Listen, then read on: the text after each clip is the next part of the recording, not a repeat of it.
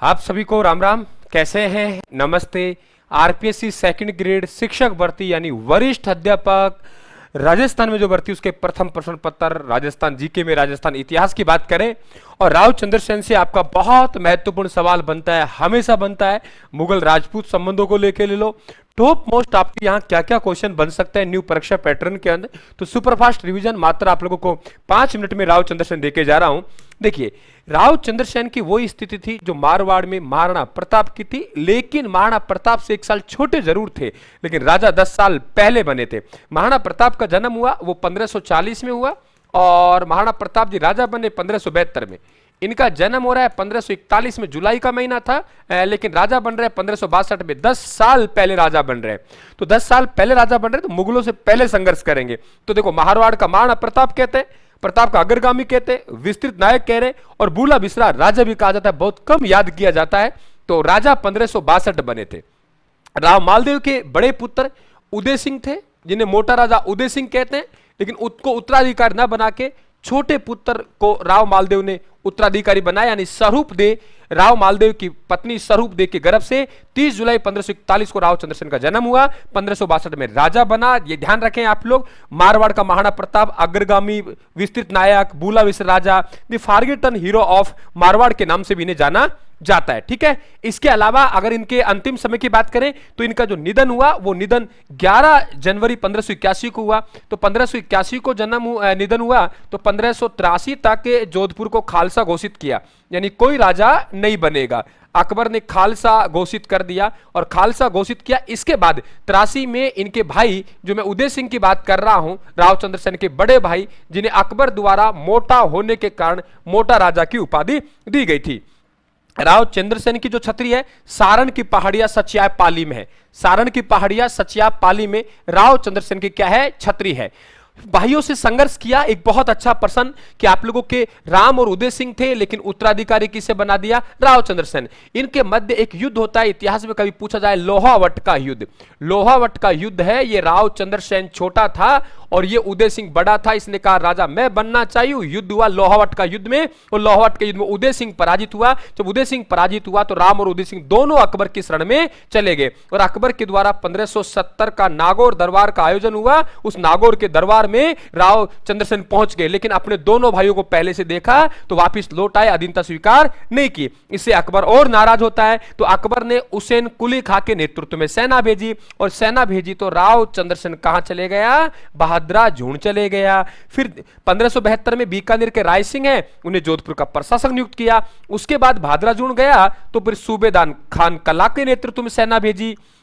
फिर बहादुराजून से कहां चले गया? सिवाना चले गया। तो सिवाना पर अटैक किसके? जलाल खां। तो पहले हुसैन कुली खां के नेतृत्व में आक्रमण, राव चंद्रसेन बहादुराजून चले गया। फिर खान कला के नेतृत्व में आक्रमण, फिर कहां चले गए? सिवाना चले गया। और फिर जलाल खां के नेतृत्व में आक्रमण, फिर कहां चले गया? ये वेरी इंपॉर्टेंट, कहां चले गया? ये यहां से चले गए। यानी सिवाना जो मारवाड़ के राजाओं की शरणस्थली और संकटकालीन राजधानी कहलाता है, वो भी राव चंद्रसेन के हाथ से निकल गया। और राव चंद्रसेन के पास पैसे की कमी आई, आर्थिक तंगी आई, तो इन्होंने पोखरण का दुर्ग है, वो पोखरण का दुर्ग है, वो जैसलमेर के राजा हैं, उनका नाम हर्राय भाटी है। हर्राय भाटी को गिरवी रख दिया।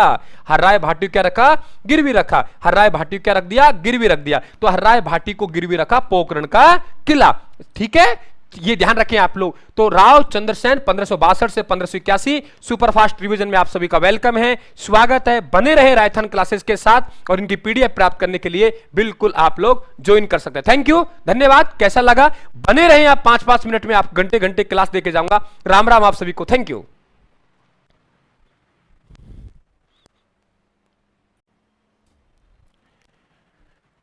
वेलकम आप सभी का। कैसे हैं आप लोग? राम राम है। राजस्थान जी के सुपरफास्ट रिवीजन क्विक रिवीजन में आपका स्वागत है। राजस्थान के इतिहास में मारवाड़ के इतिहास हमारा चल रहा है। हम इसमें मात्र 2 या 3 मिनट में राव जोधा की बात करने जा रहे हैं। आरपीएससी और आरएसएस भी एग्जाम में आपने अध्ययन कर लिया है, अब आपको एक रिवीजन चाहिए तो हमारी रिवीजन श्रृंखला को जरूर ज्वाइन कर ले, ताकि आप लोगों को हौसला बुलंद होगा और मजे मजे में बहुत कुछ आप लोग कर जाएंगे। और आरपीएससी और आरएसएस जिस प्रकार से सवाल पूछ रही है, बहुत अच्छा आप लोगों को रिवीजन होगा। चाहे आपका सेकंड ग्रेड शिक्षक भर्ती में तो बहुत इंपॉर्टेंट होगा आपका प्रथम प्रश्न पत्र में। इसके अलावा किसी भर्ती की तैयारी बहुत इंपॉर्टेंट है। राव जोधा, देखो राव जोधा के पिता का नाम राव रणमल है। राव रणमल की जो हत्या है आप सब जानते हैं कुंभा ने भारमली नामक दासी से करवाई थी। हालांकि रणमल है वो कुंभा को मरवाना चाहते थे, लेकिन हत्या किसने करवाई? भारमली ने से जहर देकर कुंभा ने रणमल की हत्या करवाई। तो राव जोधा उसी कैंपस में मौजूद था जब रणमल की हत्या हुई। तो राव जोधा किसी ने कहा, राव जोधा भाग सके तो भाग, थारो रणमलियो तो मारे गयो। और राव जोधा ने कहां जाके शरण ली? काहुनी गांव में जाके शरण ली। इस प्रकार से मेवाड़ मारवाड़ के संबंध बिगड़ जाते हैं, क्योंकि मेवाड़ के राजा ने मारवाड़ के राजा की हत्या करवा दी, है ना। और वही रणमल है जिसके बारे में कहा जाता है कि खेत में नाड़ा तो कटाव करेगा, दीवार में आड़ा तो चोर आ जाएंगे, घर में साड़ा हमेशा बर्बाद करके जाता है। ऐसा कहावत बनी। मैं नहीं कह रहा कि मुझे गाड़ी निकाले मात्र शक्ति। यहां मारवाड़ है, यहां मेवाड़ है। मारवाड़ के राजा कुंभा है, मारवाड़ के राजा जोधा है, और मेवाड़ के राजा कुंभा है। दोनों के मध्य संधि होती है जिसे मेवाड़ मारवाड़ संधि कहते हैं। आवल और बबूल के पेड़ लगाए जाते हैं, इसलिए इसे आवल बावल की संधि कहा जाता है। और राव जोधा ने अपनी पुत्री श्रृंगार देवी का विवाह, नाम सुना होगा गोसुंडी की बावड़ी, वही श्रृंगार देवी का जो विवाह हुआ वो विवाह रायमल से हुआ जो कि कुंभा का बेटा था। तो यहां पे मेवाड़ मारवाड़ संधि 1453 में होगी, जिसे आवल बावल संधि कहते हैं। मेवाड़ के महाराणा कुंभा और राव जोधा के मध्य हुई, और यह संधि हंसाबाई की मध्यस्थता से हुई। हंसाबाई राव जोधा की बुआ लगती थी, कुंभा की दादी लगती थी, और इसके तहत ही जोधा ने अपनी पुत्री श्रृंगार देवी का विवाह रायमल से किया था। ठीक है, इस प्रकार आप लोग ध्यान रखेंगे। इसके बाद में आप लोगों के इन्होंने राव जोधा ने मेहरानगढ़ का किला बनाया, जोधपुर नगर बसाया निर्जला एकादशी के दिन। कभी पूछा जाए आप लोगों से कि जोधपुर स्थापना दिवस कब मनाया जाता है? निर्जला एकादशी को, ज्येष्ठ माह शुक्ल पक्ष की एकादशी को। ये ध्यान रखें आप लोग। मेहरानगढ़ के किले का निर्माण करवाया। मेहरानगढ़ के किले की नींव स्वयं रिद्धिबाई यानी करणी माता ने रखा। इसमें जीवित जिस व्यक्ति को चुनाया गया उसका नाम राजा राम खंडेला है, और यहीं पे इन्होंने ध्यान रखें नागड़ेची माता का मंदिर और चामुंडा माता का मंदिर भी बनवाया। राव जोधा ने अपने जिस पुत्र को उत्तराधिकारी घोषित किया वो जासम देव के पुत्र राव सातल देव को उत्तराधिकारी घोषित कराए। इनके बेटे बड़े बेटे हैं राव बीका, जिनका नौरंग देव के गर्भ से जन्म हुआ। उत्तराधिकारी इनका बनता है, राजा इनको नहीं बनाया, ये यहां से चली जाता है और बीकानेर में यानी उस समय जांगल प्रदेश कहते थे, जांगल प्रदेश में पहुंच जाता है। और जांगल प्रदेश में 1465 में राठौड़ वंश की नींव रखता है और 1488 में बीकानेर नगर बसाता है। तो बीका तो यहां से चले गया, और बीका ने कहा पिताजी कोई बात नहीं, आप अपने वचन के खातिर सातल देव को उत्तराधिकारी बना दो, क्योंकि जासम देव से ज्यादा प्रेम करते हैं। तो जासम देव के बेटा सातल देव को उत्तराधिकारी बनाया। 1489 से 1492 3 साल तक रहा। जो आपने घुड़ला खा का आक्रमण पढ़ा होगा, आपने मल्लू खा का आक्रमण पढ़ा होगा। अजमेर के सूबेदार मल्लू खा और सातल देव के मध्य एक युद्ध हुआ, कोसाना का युद्ध। उस कोसाना के युद्ध में 1492 में ये सातल देव की मृत्यु हो गई, और घुड़ला खा ये मल्लू खा का सेनापति था, कुंवारी कन्याओं का अपहरण करके ले जा रहा था। इन्हें पकड़ के इन्हें मारा गया था, और इनका सिर है पूरे जोधपुर शहर में घुमाया गया था, और वहीं से गुड़ला त्योहार और गुड़ला प्रारंभ होता है नृत्य। राव दूधा, देखो चांपाबाई, राव जोधा की पत्नी चांपाबाई, चांपाबाई का बेटा था राव दूधा राठौड़, और राव दूधा राठौड़ को मेड़ता की जागीर मिली। दूधा था तो मीरा का दादा था, यानी मीराबाई का दादा का नाम दूधा था। मेड़ता के राठौड़ यहां से चले, इस बात को ध्यान रखें। राव जोधा ने अपने किस पुत्र को उत्तराधिकारी घोषित किया? आप लोग कहेंगे राव सातल देव को। सातल देव के समय प्रमुख घटना मल्लूखा वाली, कोसाना का युद्ध, घुड़ला त्योहार, घुड़ला नृत्य। 3 साल तक ये राजा रहा था। ठीक है, और राव जोधा की प्रमुख घटना मेहरानगढ़ का किला और आवल बावल की संधि यानी मेवाड़ मारवाड़ संधि कुंभा और जोधा के मध्य हुई, और कुंभा ने का बेटा रायमल और जोधा की पुत्री श्रृंगार देवी का विवाह हुआ। इसकी जानकारी हमें गोसुंड की बावड़ी से तोड़ मिलती है। बने रहे 1 मिनट शो में, आप इसे प्राप्त कर सकते हैं, ज्वाइन कर सकते हैं पीडीएफ को भी, और बिल्कुल इस प्रकार के सेशन से आपका हौसला बुलंद होगा। धन्यवाद। राम राम साहब।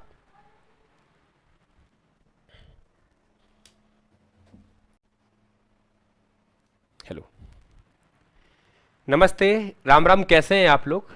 देखिए यहाँ पे आपका super fast revision and quick revision Rajasthan GK का। राजस्थान हिस्ट्री में हम लोग बात करेंगे राव मालदेव की। राव मालदेव हम लोग वैसे 40-45 मिनट लगाते हैं, लेकिन यहाँ पे सुपर फास्ट रिवीजन आरपीएससी और आरएसएस भी जिस तरीके सवाल पूछ रही है आपके जीके से रिलेटेड, बहुत महत्वपूर्ण क्लास होने जा रही है आप लोगों की। आरपीएससी सेकंड ग्रेड का पेपर होगा, सेकंड ग्रेड के प्रथम प्रश्न पत्र में जीके का बड़ा रोल होता है। पक्का आप लोगों को यहाँ सवाल बनेगा और एक हौसला मिलेगा, आप लोगों को ताकत मिलेगी इस क्लास के बाद। जरा देखिए, राव मालदेव, हमारे पास राव मालदेव राव गंगा का मणि था भाई। राव गंगा ने मणि देके माल खरीदा था। राव गंगा ने मणि देकर माल खरीदा था, है ना। तो राव गंगा की पत्नी मणिक देवी का पुत्र राव मालदेव। राव मालदेव अपने पिता की हत्या करके राजा बनता है, इसलिए मारवाड़ में इन्हें पितृहंता राजा कहते हैं। पितृहंता राजा मारवाड़ में 2 हुए, तो इन्हें हम लोग प्रथम कहते हैं, ये ध्यान रखें आप लोग।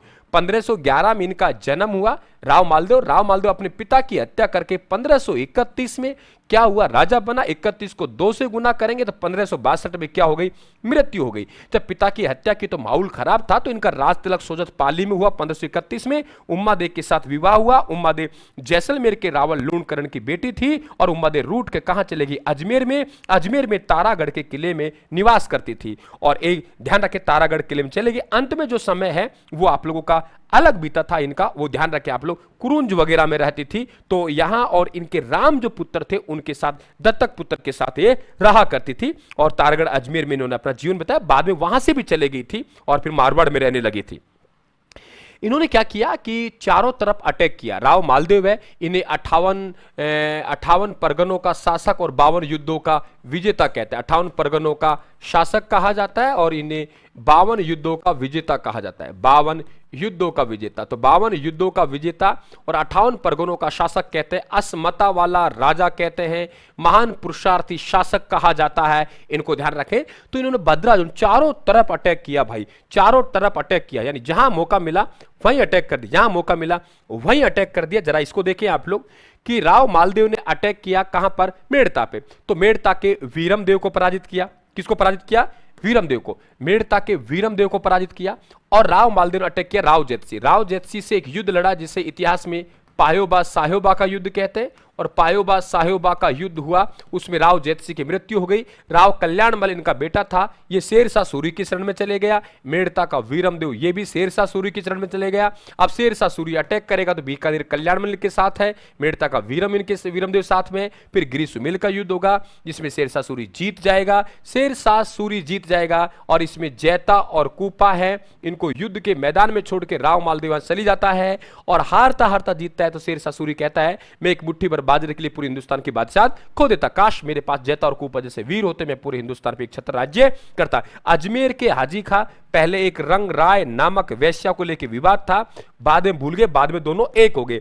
मेवाड़ के उदय सिंह पहले मित्र थे, लेकिन जो राव मालदेव अपनी साली से विवाह करना चाहता था, वो विवाह उदय सिंह से हो गया। इस कारण से दोनों एक दूसरे के विरोधी हो गए। बहादुर के वीरा को पराजित किया, जालोर के सिकंदर खां को, सिवाना के ठाकुर डूंगर सिंह को और जैसलमेर के राव लूणकरण की बेटी उम्मा देव को विवाह तो कर लिया, लेकिन ये रूठ के चले गए। यही कहानी मेरी यहां लिखी हुई है, देखिए आप लोग। नागौर के दौलत खां को पराजित किया 1533 में, युद्ध हुआ हीराबाड़ी का, और यहां पे इनको पराजित करके वीरा मांगलियोत को नियुक्त किया। मेड़ता का शासक वीरमदेव को पराजित किया, वीरमदेव को पराजित करके यहां पे सहसा को नियुक्त किया, और वीरमदेव नाराज होकर शेरशाह सूरी के पास चले गया। फिर गिरी सुमेल के युद्ध में शेरशाह सूरी के साथ था और शेरशाह सूरी जीत गया, तो वीरमदेव को मेड़ता मिल गया। अजमेर के पठान सैनक हाजी खां से विवाद हुआ, रंगराय नामक वेश्या को लेकर हुआ, और फिर लेकिन बाद में यह विवाद भूल गया और फिर उदय सिंह के खिलाफ हो गया। फिर एक युद्ध लड़ा गया था, हरमाड़ा का युद्ध। हरमाड़ा के युद्ध में यह हाजी खां के साथ हो गया। मालदेव और मेवाड़, यहां पे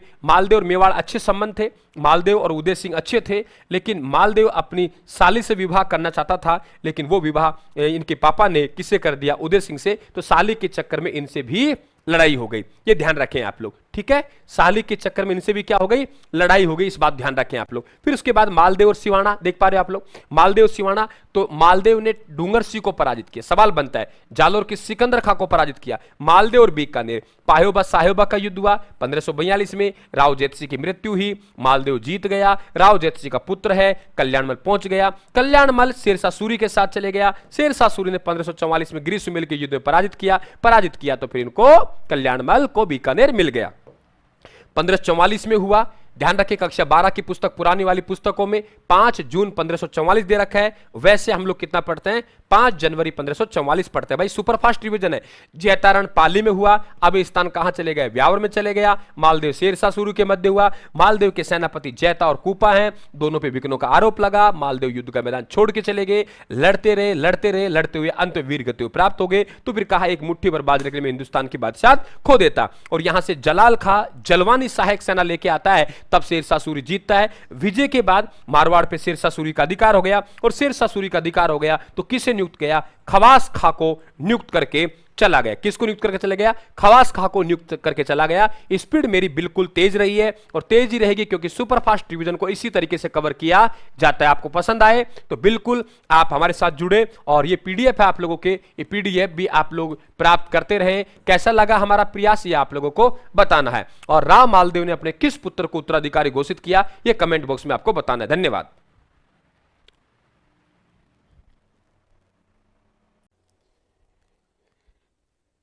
सभी मित्रों का स्वागत है राजस्थान क्लासेस पर। हम लोग यहां बात करने जा रहे हैं राजस्थान के इतिहास से रिलेटेड प्रमुख राजवंश के राजाओं की उपाधियां। चाहे आरपीएससी और आरएसएसबी की आप किसी भर्ती की तैयारी कर रहे हैं, फर्स्ट ग्रेड की तैयारी कर रहे हैं, second grade, RS, SI, PTI या एलडीसी, सीईटी, पटवार, वीडियो वनरक्षक, किसी की भी तैयारी कर रहे हैं, ये फैक्ट वो हैं डायरेक्टली आप लोगों को यहां से सवाल देके जाते हैं। समय बचेगा और 5 मिनट के साथ मेरे साथ कंटिन्यू बने रहे हैं आप लोग। बहुत बेहतर अंदाज में हम लोग इस रिवीजन सीरीज को लेके चल रहे हैं। देखिए, प्रमुख राजा और उनके या उपाधियों क्या क्या बात करेंगे। हमारे सबसे पहले आलू रावल की बात करेंगे। मेरी बात को बहुत ध्यान से सुनना है आप लोगों को। आलू रावल, देखो आलू जो रावल है उन्हें क्यों अल्लट को कहा गया है, ख्यातों में कहा गया है। अल्लट वही है, आपको मालूम होगा, कि जिन्होंने आहड़ को राजधानी बनाई और मेवाड़ में जो नौकरशाही प्रथा है उस नौकरशाही प्रथा का प्रारंभ किया, वो अल्लट ने ही करवाया था। और आपको मालूम होगा वही अल्लट है जो हूण राजकुमारी हरिया देवी से विवाह करके एक अंतरराष्ट्रीय विवाह उस समय हुआ था। बापा रावल, देखो बप्पा रावल है, इनको काल भोज की उपाधि हारित ऋषि के द्वारा दी गई। हारित ऋषि एक सन्यासी था, लकुल संप्रदाय, शैव संप्रदाय के ये सन्यासी थे। इन्हीं के आशीर्वाद से काल भोज को एक राज्य प्राप्त हुआ बप्पा रावल को। तो बप्पा रावल को काल भोज, फिर इन्होंने काल भोज ने एक मंदिर बनवाया, एक लिंग का मंदिर, जो उदयपुर में कैलाशपुरी में है। और मेवाड़ के महाराणा कहते हैं कि हम तो एक लिंग जी के दीवान हैं, तो एक लिंग जी के दीवान भी काल भोज को या मेवाड़ के राणाओं को कहा जाता है। राणा हम्मीर को वीर राजा का है। आपको मालूम होगा 1326 में जो रावल शाह का सत्ता खो चुकी थी, अलाउद्दीन खिलजी, उनके वंशजों का अधिकार हो चुका था, उस समय राणा हम्मीर ने वहां परचम लहराया। इसलिए इसे विषम घाटी पंचानन, सिंह के समान सदृश्य रहने वाला राजा। और महाराणा कुंभा ने अपनी टीका, ध्यान रखें आप, गीत गोविंद पर लिखी गई टीका पर वीर राजा कहा है। कवि बांधव, पृथ्वीराज चौहान नहीं आएंगे, यहां पे विग्रहराज चतुर्थ आएंगे। कौन आएंगे? विग्रहराज चतुर्थ। विग्रहराज चतुर्थ है, ये क्या है कि ये खुद कवि थे और विद्वानों के आश्रयदाता थे, इसलिए इन्हें कवि बांधव जैनक भट्ट के द्वारा कहा गया। हिंदू पद, इन्होंने पाती परवन प्रथा का प्रयोग किया। और पाती परवन, पाती मांगना नहीं बेटा, पाती मांगना तो कंजर जनजाति से रिलेटेड है। पाती परवन, अपने आसपास के राजाओं को चिट्ठी भेजी, आई हम लोग युद्ध लड़ते, तो हिंदू पति ने कहा गया। सैनिकों का भगना उसे भी कहा है। कर्नल जेम्स ने सिपाही का अंश कहा है। मेवाड़ केसरी महाराणा प्रताप को कहते हैं। हल्दी घाटी का शेर महाराणा प्रताप कहते हैं। विषम घाटी पंचानन बाग स्थापत्य कलाजनक। देखो आपने पढ़ा होगा वीर विनोद की जो पुस्तक है, श्यामल दास ने जो वीर विनोद लिखी, उसमें कहा कि मेवाड़ में कुल मिला के 84 दुर्ग है और 84 दुर्गों में से 32 का जो निर्माण है वो अकेले महाराणा कुंभा के द्वारा करवाया गया। तो इन्हें स्थापत्य कला का जनक कहते हैं। मेवाड़ का दानवीर भामाशाह, जो दान करने वाला है उन्हें हम लोग दानवीर कहते हैं। महाराणा प्रताप को जो दान दिया वो भामाशाह ने दिया। उसके बाद जो भी दान दाता है उसे भामाशाह कहते हैं, इस नाम को बनाए रखने के लिए। आज हम लोग बात करें राजस्थान का भामाशाह जमनाल बजाज को कहते हैं, आपको सबको मालूम होगा। 1857 क्रांति का जो भामाशाह है वो हम अमरचंद भाटे को कहते हैं। सशस्त्र क्रांति का भामाशाह सेठ दामोदर दास राठी को कहते हैं। मेवाड़ का करण भामाशाह विजय कटकातु राज सिंह ने टीका दौड़ का आयोजन करवाया और इनके द्वारा विजय कटकातु की उपाधि धारण की। बेटा आपको पीडीएफ मिल जाएगी, भाई आपको पीडीएफ मिल जाएगी, ये पीडीएफ आपको प्राप्त करनी चाहिए, तो बिल्कुल आप बेहतर तरीके से आगे बढ़ेंगे। इसके बाद आगे बात करते हैं हम लोग कि राजस्थान के आप लोगों के यहां पे आगे बात करें हम लोग यहां पे, तो देखिए यहां पे मालदेव को अस्मता वाला राजा कहते हैं, है ना। मालदेव को अस्मता वाला राजा, महान पुरुषार्थी, 58 परगनों का शासक, ऐसा नाम हम मालदेव के लिए इस्तेमाल करते हैं। राव चंद्रसेन है, ये महाराणा प्रताप से 1 साल छोटे थे, हालांकि 1541 में जन्म हुआ। महाराणा प्रताप का 40 में, लेकिन राजा ये 1562 में बन गए और महाराणा प्रताप 1572 में बने। तो इन्होंने पहले संघर्ष किया, इसलिए महाराणा प्रताप का अग्रगामी, महाराणा प्रताप का पथ प्रदर्शक। लेकिन फिर भी हम भूल जाते हैं, तो ध्यान रखें, भूला बिसरा राजा के नाम से भी इनको जाना जाता है। मोटा राजा उदय सिंह एक बार बैठ जाया करते थे तो जल्दी से उठते नहीं। वो मोटा राजा उदय सिंह है जो 1583 से 95 तक गद्दी पर बैठेंगे और मुगलों के अधीनता स्वीकार करेंगे, मुगलों के साथ वैवाहिक संबंध स्थापित करेंगे। तो अकबर ने कहा कौन सा उदय सिंह? बोले यार वह मारवाड़ वाला मोटा राजा, तो मोटा राजा उदय सिंह। फिर अकबर ने सूर सिंह को सवाई राजा की, जहांगीर ने दलथम्मन गज सिंह की और शाहजहां ने महाराजा को उपाधि जसवंत सिंह को दी। ये सवाल बन सकता है आप लोगों को बहुत अच्छा। मेवाड़ का उद्धारक आपको मालूम है दुर्गादास राठौड़ है। उन्होंने अजीत सिंह को औरंगजेब के चुगल से छुड़ाकर उनका बचाव किया, फिर अंत में गद्दी तक पहुंचाया। तो मेवाड़ का उद्धारक या अणबंदिया मोती इन्हें कहा जाता है। जिस तरीके से जहांगीर नूर जहां की बात मानते थे, वैसे ही एक पासवान की बात विजय सिंह मानते थे, इसलिए श्यामल दास ने उस पासवान को तो नूर जहां का नमूना और विजय सिंह को जहांगीर का नमूना कहा है। मारवाड़ का भागीरथ गज सिंह द्वितीय कहते हैं, जबकि राजस्थान का भागीरथ महाराजा गंगा सिंह को कहा जाता है। कलयुग का करण लूण करण को कहा जाता है बीटू सूजा। आप नाम सुनोगा राव जैतसिरो छंद। राव जैतसिरो जो छंद है, राव जैतसिरो छंद, उसमें बीटू सूजा ने कलयुग का करण लूण करण कहा है। राजपूताना करण राय सिंह को दान के कारण वो मुंशीदेव प्रसाद ने कहा है। महाराजा महामहारथी अनूप सिंह औरंगजेब ने, जांगलदार बादशाह करण सिंह ने विद्वानों का जन्मदाता यहां अनूप सिंह को कहते हैं। इनका शासनकाल बीकानेर चित्रशैली का स्वर्ण काल भी कहलाता है और आधुनिक भारत का भागीरथ गंगा सिंह को कहा जाता है। कैसा लगा आप लोगों को? एक सवाल मैं आपके लिए छोड़ के जा रहा हूं, उसका आप लोगों को जवाब देना है। कौन से क्रांतिकारी ने अपना जीवन अमरदास बैरागी के नाम से व्यतीत किया और उन्हें राजस्थान का चंद्रशेखर भी कहा जाता है? हिंट देके जा रहा हूं, इसका जवाब आपको कमेंट बॉक्स में 100% देना है। किस पर मुझे वीडियो लाना चाहिए, किस टॉपिक पे मुझे पढ़ाना चाहिए, क्या डिमांड है आप लोगों की, वो कमेंट बॉक्स में मुझे बताएं ताकि आगे की वीडियो मैं उसी पे दूं। पसंद आए तो लाइक और शेयर करके हौसला अफजाई जरूर करें। आप सभी का थैंक यू, धन्यवाद।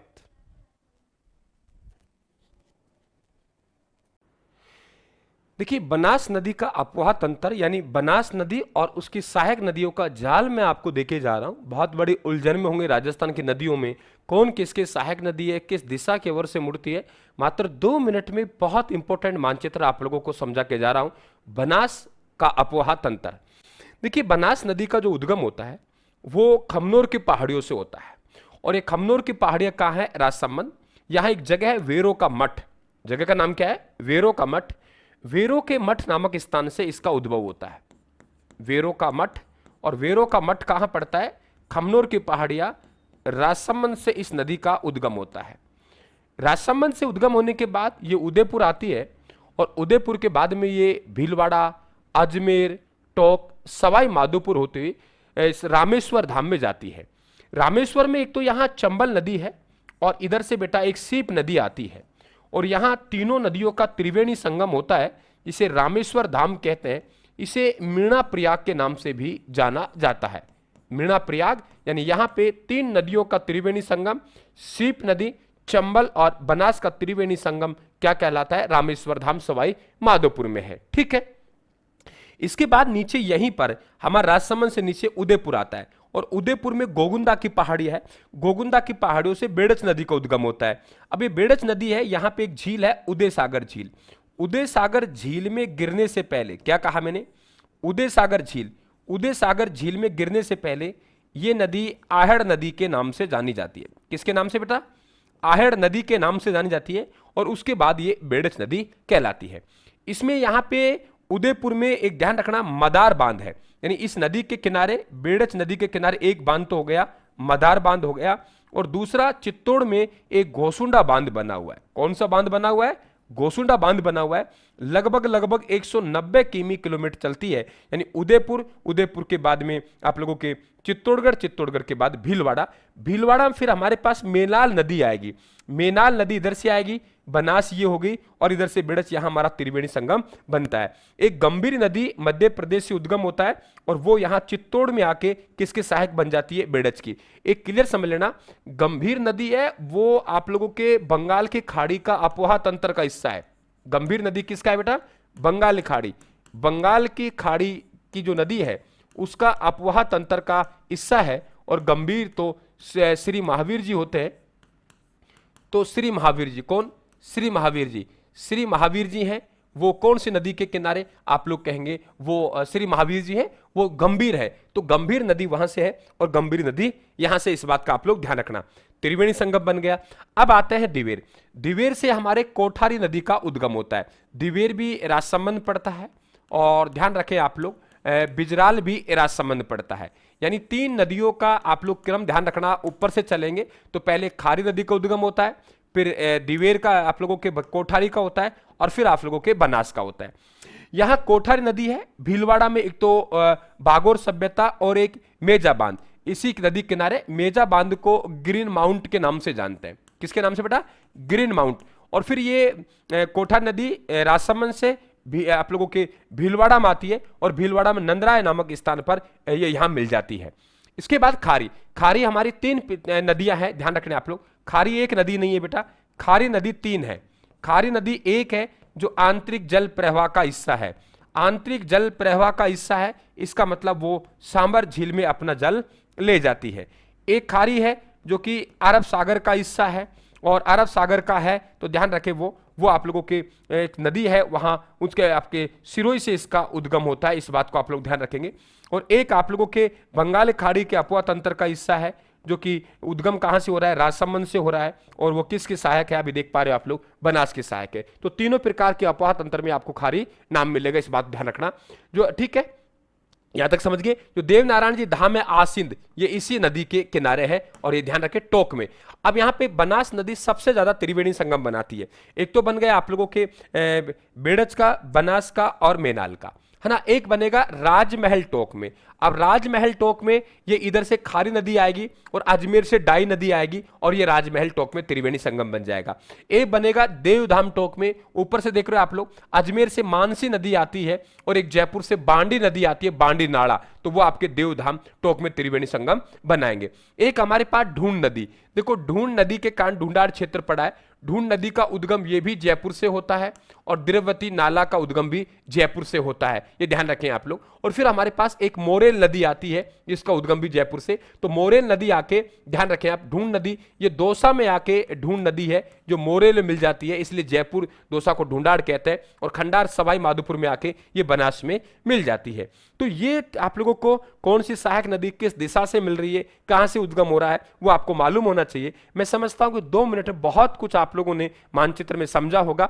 ये मोरेल है बेटा। अगर यहीं आप लोगों से मोरेन नदी की बात करेगा तो मोरेन नदी कहां है? डूंगरपुर में है। मोरेन नदी कहां है? डूंगरपुर में। अगर मोरेन की बात करेगा आप लोगों से तो मोरेन नदी कहां है? डूंगरपुर में। इस बात को आप लोग ध्यान रखना। ये आप लोगों के मोरेल नदी है, मोरेल बांध इस पे, द्रव्यवती नाला यहां है, इस बात को आप लोग ध्यान रखेंगे। तो ये वेरी इंपॉर्टेंट। अब ये बनास नदी ऐसी है जो राजस्थान में लगभग अब तो हालांकि आंकड़ा 512 किमी के आसपास गया, पहले 480 पढ़ते थे। ये राजस्थान में पूर्णतः बहने वाली सबसे लंबी नदी है ना। पूर्णतः राजस्थान बहने वाली सबसे लंबी नदी है। और टोक में यहां बीसलपुर बांध है और बीसलपुर बांध है, बीसलपुर पेयजल परियोजना भी है। राजस्थान की सबसे बड़ी पेयजल परियोजना है वो बीसलपुर है, इस बात को आप लोग ध्यान रखना। और रंगीन मछलियों के लिए भी ये जाना जाता है। ये आप लोग देख पा रहे हो, ये अरावली को जाती है और अरावली को लगभग मध्य से ये काट देती है। कौन सी? बनास। ये ध्यान रखें आप लोग। तो ये सवाल आपके अच्छे बनते हैं, वर्णासा भी कहते हैं। आप लोगों को यहाँ छोटे छोटे फैक्ट पाने के लिए हमारे चैनल को सब्सक्राइब जरूर करना। कैसा लगा हमारा प्रयास? आगे आपको बंगाल खाड़ी कर उनका अपवाद अंतर समझाएंगे। ये बिल्कुल आप लोगों को थोड़ा थोड़ा आना चाहिए क्योंकि वो सहायक नदियों से हम सवाल पूछ लेता है कि क्रम क्या है, उसमें आपके बहुत काम देगी। धन्यवाद। देखिए एक गजब का आप लोगों को यहाँ पे भारत का संविधान, आरपीएस और आरएसएसबी के एग्जाम में पक्का सवाल बनता है आपके मंत्री परिषद से। मैं राज्य मंत्री परिषद और संघीय मंत्री परिषद से रिलेटेड जितने भी अनुच्छेद हैं उनकी मैं बात कर रहा हूं और साथ में मंत्री परिषद और मंत्रिमंडल की बात करूंगा। यदि आपको पसंद आए तो बिल्कुल लाइक और शेयर करें और राजस्थान क्लासेस के यूट्यूब चैनल को सब्सक्राइब करके इस प्रकार की क्लासें और फैक्ट पाने के लिए हमारे परिवार को जरूर ज्वाइन करें। देखो यहां पे आप लोगों की 2 बातें हैं। एक तो आप लोगों के इधर लिख देता हूं संघीय मंत्री परिषद, यानी यहां जो मैं बात कर रहा हूं संघीय मंत्री परिषद, ये जो संघीय मंत्री परिषद है ये इधर है।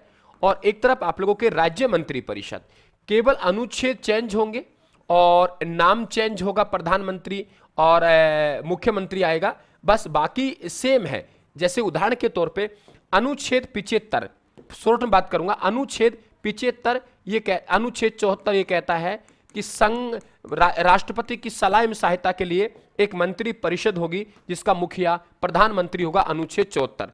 अनुच्छेद 75 ये कहता है कि प्रधानमंत्री सहित मंत्री परिषद की नियुक्ति कैसे की जाएगी, और अनुच्छेद 78 ये कहता है कि प्रधानमंत्री का कर्तव्य है कि वो राष्ट्रपति को समस्त क्या दे, सूचना दे। आप कहेंगे सर अनुच्छेद 76 कहां गायब हो गया? अनुच्छेद 76 में महान्यायवादी है, और अनुच्छेद 77 है ये कहता है कि संघ सरकार के समस्त कार्य हैं वो राष्ट्रपति के नाम से होंगे। यानी 74 में संघीय मंत्री परिषद होगी जिसका मुखिया प्रधानमंत्री होगा। अनुच्छेद 75 में उनकी नियुक्ति जो भी है शपथ वो यहां आएंगे। अनुच्छेद 78 में प्रधानमंत्री कर्तव्य राष्ट्रपति को सूचना देगा। 2 अनुच्छेद बीच में बचे। अनुच्छेद 76 महान्यायवादी की बात कर रहे हैं, भारत सरकार का विधि अधिकारी है, और अनुच्छेद 77 ये कहता है कि आप लोगों के संघ सरकार के समस्त कार्य वो राष्ट्रपति के नाम से होंगे। आप इधर आ जाइए, यहां आप अनुच्छेद 63 डाल दो। अनुच्छेद 63 कहता है कि राज्यपाल की सलाह एवं सहायता के लिए एक मंत्री परिषद होगी जिसका मुखिया मुख्यमंत्री होगा। अनुच्छेद 64 कहता है कि मंत्री परिषद नियुक्ति कैसे करेंगे, शपथ कौन दिलाएगा, कैसे लेंगे, उत्तरदायित्व का सिद्धांत क्या होगा। अनुच्छेद फिर 65 कहता है महाअधिवक्ता, वहां महान्यायवादी था, यहां महाधिवक्ता। अनुच्छेद आप लोगों के 66 ये कह रहा है कि राज्य सरकार के समस्त कार्य वो राज्यपाल के नाम से होंगे, और अनुच्छेद 67 ये कह रहा है कि मुख्यमंत्री का कर्तव्य होगा कि वो राज्यपाल सूचना देगा। सेम अनुच्छेद है, अनुच्छेद चेंज है, प्रावधान सेम है। मंत्री परिषद, देखो मंत्री परिषद में सभी प्रकार के मंत्री आते हैं। आपका प्रधानमंत्री भी आएगा, है ना, उधर आएगा तो मुख्यमंत्री, प्लस में सभी मंत्री, कैबिनेट मंत्री, राज्य मंत्री सभी आएंगे। लेकिन मंत्रिमंडल है, मंत्रिमंडल में केवल प्रधानमंत्री अगर संघीय है और राज्य है तो मुख्यमंत्री, और केवल कैबिनेट मंत्री। तो इसका मतलब यह मंत्री परिषद का उल्लेख भारतीय के मूल संविधान में था, लेकिन मंत्रिमंडल शब्द का उल्लेख मूल संविधान में नहीं था, क्योंकि इसे 44वें संविधान संशोधन द्वारा अनुच्छेद 352 में जोड़ा गया। मंत्रिमंडल शब्द है, मूल संविधान में नहीं था, इसे अनुच्छेद 352 में 44वें संविधान संशोधन द्वारा जोड़ा गया। मंत्री परिषद है, सभी प्रकार के मंत्री होते हैं, आकार में बड़ा होता है, प्रधानमंत्री होता है, कैबिनेट मंत्री, राज्य मंत्री, उप मंत्री। मंत्रिमंडल का आकार छोटा होता है मंत्री परिषद के बजाय। क्यों? क्योंकि इसमें केवल प्रधानमंत्री और यहां में केवल कैबिनेट मंत्री आते हैं। इसमें सभी प्रकार के आते हैं, इसमें कैबिनेट स्तर के मंत्री आते हैं। मंत्रिमंडल के सभी सदस्य मंत्री परिषद में होते हैं, जबकि मंत्री परिषद सभी सदस्य मंत्रिमंडल का हिस्सा नहीं होते हैं। क्यों नहीं होते हैं? केवल इसमें प्रधानमंत्री और कैबिनेट मंत्री आता है, ये ध्यान रखें आप लोग। मंत्री परिषद की बैठक सभी मंत्री भाग लेते हैं, लेकिन मंत्रिमंडल की बैठक में केवल कैबिनेट मंत्री भाग लेते हैं। इसकी बैठक देरी से होती है, कई बार सुना होगा आज बहुत महत्वपूर्ण निर्णय हुआ क्योंकि मंत्रिमंडल की बैठक हुई, है ना, मंत्रिमंडल की बैठक हुई, इसका मतलब प्रधानमंत्री और कैबिनेट मंत्री भाग लेंगे। तो मंत्री परिषद बहुत बड़ा है, चाहे छोटा हो चाहे बड़ा हो, चाहे प्रधानमंत्री, सब मंत्री परिषद में आएंगे। मंत्रिमंडल छोटा है लेकिन पावरफुल है, क्योंकि प्रधानमंत्री और कैबिनेट मंत्री इसमें आते हैं। मंत्रिमंडल की बैठक में केवल कैबिनेट मंत्री भाग लेते हैं प्रधानमंत्री के साथ, लेकिन मंत्री परिषद की बैठक में सभी भाग लेते हैं। नीतिगत निर्णय जो करती है वो मंत्रिमंडल करती है। मंत्री परिषद मूल संविधान में था, मंत्रिमंडल शब्द मूल संविधान में नहीं था। इन्हें 44वें संविधान संशोधन द्वारा अनुच्छेद 352 में जोड़ा गया। कैसा लगा आप हमें बताएंगे, और मंत्री कमेंट बॉक्स में बताना है कि मंत्री परिषद का अधिकतम आकार लोकसभा व विधानसभा की सदस्य संख्या का कितना प्रतिशत हो सकता है। सवाल फिर सुनिए, मंत्री परिषद का अधिकतम आकार लोकसभा एवं विधानसभा का कुल सदस्य संख्या का कितना प्रतिशत हो सकता है अधिकतम, ये आपको कमेंट बॉक्स में बताना है। माही नदी का अपवा तंत्र आपको 2 या 3 मिनट में लगभग 40-45 मिनट की क्लास दे रहा हूं। राजस्थान का अपवा तंत्र, राजस्थान की नदियां, आरपीएससी और आरएसएसबी के एग्जाम बहुत इंपॉर्टेंट आप लोगों के होने वाला है। ये देख रहे हो आप लोग, एक नदी आपको नीचे दिखाई दे रही है। ये जो आपको स्थान दे रहा है ये उद्गम स्थल है, और इस नदी का जो उद्गम स्थल है वो मध्य प्रदेश से है। मध्य प्रदेश से इस नदी का उद्गम होता है मेहत झील से। मेहत झील से आगे चलेगी तो एक स्थान पड़ता है बांसवाड़ा में खांडू। यानी अगर राजस्थान में आप लोगों से पूछे कि प्रवेश कहां से करती है तो आप लोग कहेंगे खांडू, बांसवाड़ा से ये नदी प्रवेश करती है। कर्क रेखा को एक बार काट गई, यानी अपना जल दक्षिण से उत्तर की तरफ ले गई और वापिस अपने जल को उत्तर से दक्षिण लेके आई, यानी कर्क रेखा को 2 बार काटने वाली और अपना जल दक्षिण से उत्तर, उत्तर से वापिस दक्षिण, वो नदी कौन सी है? माही नदी है। माही नदी देखेंगे तो इस पे एक माही बजाज सागर बांध आता है। राजस्थान का अगर आप लोगों से सबसे लंबा बांध पूछे, राजस्थान का सबसे लंबा बांध पूछे तो वो माही बजाज सागर बांध है। और एक माही सिंचाई परियोजना भी है जो राजस्थान और गुजरात की संयुक्त परियोजना है। इसमें राजस्थान का हिस्सा कम है, राजस्थान का 45 है, गुजरात का 55 है, लेकिन यहाँ से जो जल विद्युत का उत्पादन होता है वो 140 मेगावाट होता है। कितना मेगावाट बेटा? 140 मेगावाट होता है। और वो संपूर्ण जल विद्युत किसे मिलती है? राजस्थान को मिलती है। इस बात को आप लोग ध्यान रखें। स्वतंत्रता सेनानी जमनालाल बजाज के आधार पर इनका नाम रखा है। फिर इसके बाद एक बांध है कागदी पिकअप बांध। कागदी पिकअप बांध का मतलब होता है, पिकअप का मतलब होता है अगर मोरिया खोल दे तो उसमें बूंद भी पानी ना बचे, है ना, बूंद भी पानी ना बचे, उसे कहते हैं पिकअप बांध। वो भी आप लोगों के यहाँ है। कागदी पिकअप बांधी बांसवाड़ा में। माही बजाज सागर बांध राजस्थान का सबसे लंबा बांध है, 3109 मीटर इसकी लंबाई है। और इसके बाद एक हमारी नदी आती है एराव नदी। तो एराव नदी का उद्गम प्रतापगढ़ से होता है और अब फिर आपके यहाँ आके मिल जाती है। इसके बाद जाखम नदी। जाखम नदी है बाबर माता की पहाड़ियों, प्रतापगढ़ से, और पहले माही कंप्लीट कर ले, फिर माही प्रतापगढ़ में इधर जाके फिर वो आप लोगों के डूंगरपुर बांसवाड़ा की सीमा बनाते हुए वो गुजरात में चली जाती है। और गुजरात में खंबात की खाड़ी जो कि राजस्थान से 275 किमी की दूरी है उसमें जाके मिल जाती है और फिर ये पहुंच जाता है अरब सागर में इसका जल। कडाना बांध गुजरात में है, ये ध्यान रखें। 2 बांध राजस्थान में, 1 बांध यहां हो गया। ये कुल लंबाई की बात करें आप लोग तो कुल लंबाई 576 किमी है माही की, लेकिन राजस्थान में 171 किमी है। आदिवासियों की गंगा कहते हैं, दक्षिण की गंगा कहते हैं। इसके वैभाव क्षेत्र को यहाँ पे काठल कहा जाता है, प्रतापगढ़ वगैरह में, बांसवाड़ा क्षेत्र में। यहीं पर आपका 56 का मैदान है, दक्षिण की गंगा कहते हैं, आदिवासियों की गंगा कहा जाता है। कर्क रेखा को 2 बार काटने वाली नदी हो गई, ये ध्यान रखें। इसके बाद हम लोग देखेंगे कि भंवर माता की पहाड़ियों से जाखम नदी को उद्गम होता है। जाखम बांध राजस्थान का सबसे ऊंचा बांध है। राजस्थान का अगर आप लोगों से सबसे ऊंचा बांध की बात करें, राजस्थान का सबसे ऊंचा बांध है तो वो जाखम बांध है प्रतापगढ़ में। इस बात ध्यान रखना 81, अगर 81 का आपने 18 मीटर कर दिया तो ये ध्यान रखना चूलिया जलप्रपात। कौन सा जलप्रपात बेटा? चूलिया जलप्रपात की ऊंचाई हो जाएगी, इस बात का आपको मालूम होना चाहिए। इसके बाद हमारे पास नदी है सोम नदी। बीछा मेड़ा की पहाड़ियां, ऋषभदेव बावलवाड़ा के जंगल, वहां से उद्गम होता है। वहां से उद्गम होने के बाद ध्यान रखना उदयपुर, उदयपुर से यहां आती है आपके, और एक स्थान पड़ता है गलियाकोट। गलियाकोट यहां नवा टापुरा पड़ता है। अगर आपसे गांव पूछे तो नवा टापुरा में यहां पे नदियों का मिलन होता है। 3 नदियों का मिलन, इधर से जाखम नदी आती है, इधर से सोम नदी आती है, ये त्रिवेणी संगम बनता है जिसे आदिवासियों का कुंभ कहते हैं। और यहाँ पे खंडित शिवलिंग की मूर्ति की पूजा होती है। तो भाई चैनल को सब्सक्राइब कर लेना, क्लास को शेयर जरूर करना। आदिवासियों का कुंभ कहा जाता है इसे, ये भी आप ध्यान रखेंगे। और बीछा मेड़ा की पहाड़ी उदयपुर से इसका क्या हुआ? उद्गम हुआ, है ना। फिर हमारे पास यहाँ पे 2 परियोजना, एक सोम कागदर परियोजना है उदयपुर में, बहुत इंपॉर्टेंट है। सोम कमला अंबा परियोजना डूंगरपुर में, और देव सोमनाथ का मंदिर भी डूंगरपुर में, आपको मालूम होना चाहिए।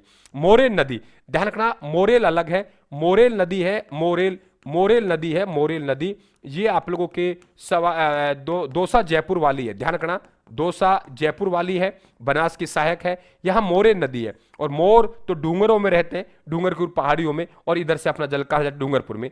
एक भादर नदी है, भादर नदी का इंपॉर्टेंट है, डूंगरपुर से उद्गम जरूर हुआ है लेकिन अपना जल कहां ले गई है? गुजरात में। भाई मोरेन का तो डूंगरपुर से उद्गम, डूंगरपुर में जल ले गई, लेकिन भादर नदी का उद्गम डूंगरपुर से हो रहा है, अपना जल गुजरात में माही में ले जाती है।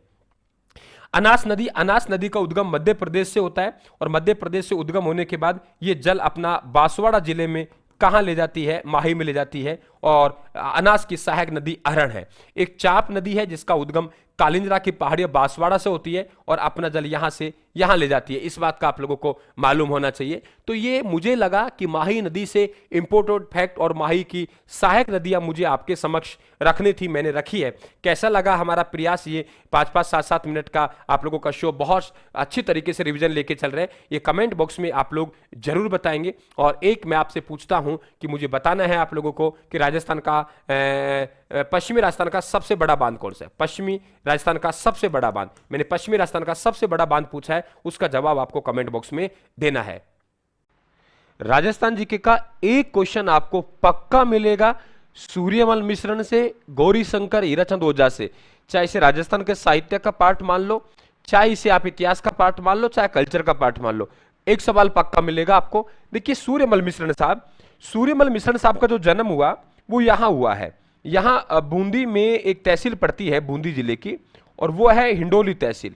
हिंडोली तहसील के अरना नामक गांव है, वहां इनका जन्म हुआ 1815 ईस्वी में। और इनके पिता थे, उनका नाम चंडीदान था। वो चंडीदान खुद बूंदी के राजा के कवि थे, दरबारी कवि थे। और बूंदी के राजा 1857 क्रांति के समय राम सिंह आड़ा था, बिल्कुल कंफ्यूज मत होना, एक राम सिंह द्वितीय कोटा का भी था, सवाई राम सिंह जयपुर का भी था इसी समय। तो पिता खुद कवि थे, यानी 1815 में सूर्यमल मिश्रण का जन्म हिंडोली के बूंदी जिले के हिंडोली तहसील के हरना गांव में 1815 में हुआ। इनके पिता का नाम चंडीदान था, राम सिंह हाड़ा के दरबारी कवि थे। इन्होंने, ध्यान होगा आप लोगों ने, इला ना देनी आपनी, बहुत इंपॉर्टेंट है, इला ना देनी आपनी, ये कई बार पूछता है किससे संबंधित है, तो सूर्यमल मिश्रण से। क्रांति के समय इन्होंने कहा था कि देशपति ठाकुर है, ये तो हिमालय से भी गले हुए निकले, ये भी इनका कथन है। इनकी रचनाएं पूछे आप लोगों से तो यहां पे विशेषकर जो बोली बोली जाती है वो हाड़ौती बोली है ना। और इन्होंने बूंदी का जो इतिहास लिखा है वो वंश भास्कर में लिखा था। वंश भास्कर इतना बड़ा था, इसमें पूरा पूरा बूंदी का इतिहास देखने को मिलता है। और ये वंश भास्कर बेटा इतना बड़ा था ये कि इसमें ये अधूरा छोड़ के चले गए। और इसे जो पूरा किया, इनके दत्तक पुत्र थे, गोद लिए पुत्र, और दत्तक पुत्र का नाम था मुरारीदान। मुरारीदान है, मुरारीदान यानी बूंदी का इतिहास ये अधूरा रह गया था वंश भास्कर, तो इसे पूरा किसने किया, दत्तक पुत्र मुरारीदान ने। ठीक उसी प्रकार से जैसे पृथ्वीराज रासो है, तो पृथ्वीराज रासो किसके द्वारा लिखा गया, वो चंद्रवरदाई के द्वारा। और पृथ्वीराज रासो को पूरा किया वो इनके दत्तक पुत्र जलन के द्वारा किया गया। इनकी कुछ रचनाएं बहुत महत्वपूर्ण है, जैसे छंदमयूख होकर, एक बार छंदमयूख, धातु रूपावली, वीर सतसई, राम मंजाट, वंश भास्कर, सती रासो, बलवद विलास। इनको याद करने का तरीका बता रहा हूं मैं। छंदमयूख होकर धातु रूपावली ने कहा, वीर राम के वंश में सती रासो के समान बल है। वीर राम के वंश में सती रासो के समान बल है। यानी छंदमयूख होकर धातु रूपावली ने कहा, वीर राम के वंश में सती रासो के समान बल है। यानी छंदमयूख, धातु रूपावली, वीर सतसई, राम मंजाट, वंश भास्कर, सती रासो, बलवद विलास। इसी प्रकार से हमारे पास इंपोर्टेंट रहेगा वो गौरी शंकर हीराचंद ओझा। आपने नाम सुना होगा, जिन्हें हम लोग जीएस ओझा कहते हैं। क्या कहते हैं बेटा, जीएस ओझा, यानी गौरी शंकर हीराचंद ओझा। जीएस ओझा, जीएस ओझा यानी गौरी शंकर हीराचंद ओझा। तो ये जीएस ओझा हैं, ये बहुत बड़े इतिहासकार रहे हैं, हिंदी के बड़े विद्वान था। और कर्नल जेम्सटोड की जो पुस्तक है annals and antiquities of Rajasthan, उसका हिंदी में अनुवाद किया। Annals and antiquities of Rajasthan, antiquities of Rajasthan, उसका हिंदी में अनुवाद किया। Annals and antiquities of Rajasthan, उसका हिंदी में अनुवाद इनके द्वारा किया गया। हिंदी के बड़े विद्वान थे। सिरोही में दो गांव बहुत इंपॉर्टेंट है। एक गांव है सिरोही का हाथल गांव। हाथल गांव में तो गोकुल भाई भट्ट का जन्म हुआ, जिन्हें राजस्थान का गांधी कहते हैं। और एक है रोहिड़ा गांव। रोहिड़ा गांव सिरोही में गौरी शंकर हीराचंद ओझा साहब का जन्म हुआ। कर्नल जेम्सटोड को इतिहास का जनक कहते हैं, लेकिन क्रमबद्ध इतिहास लिखने का जो काम किया वो गौरी शंकर हीराचंद ओझा ने किया। इनकी पुस्तक है, मैं याद करने का तरीका बताता हूं। हिंदी के बहुत बड़े विद्वान थे। कर्नल जेम्सटोड की पुस्तक का हिंदी में अनुवाद किया, हिंदी की प्राचीन लिपिमाला। ये सिरोही में रहने वाले थे। सिरोही राजपूताना में आता है, राजपूताना में सिरोही आता है, और सिरोही में सोलंकी निवास करते हैं। इसलिए राजपूताना का इतिहास, सिरोही का इतिहास, सोलंकियों का इतिहास।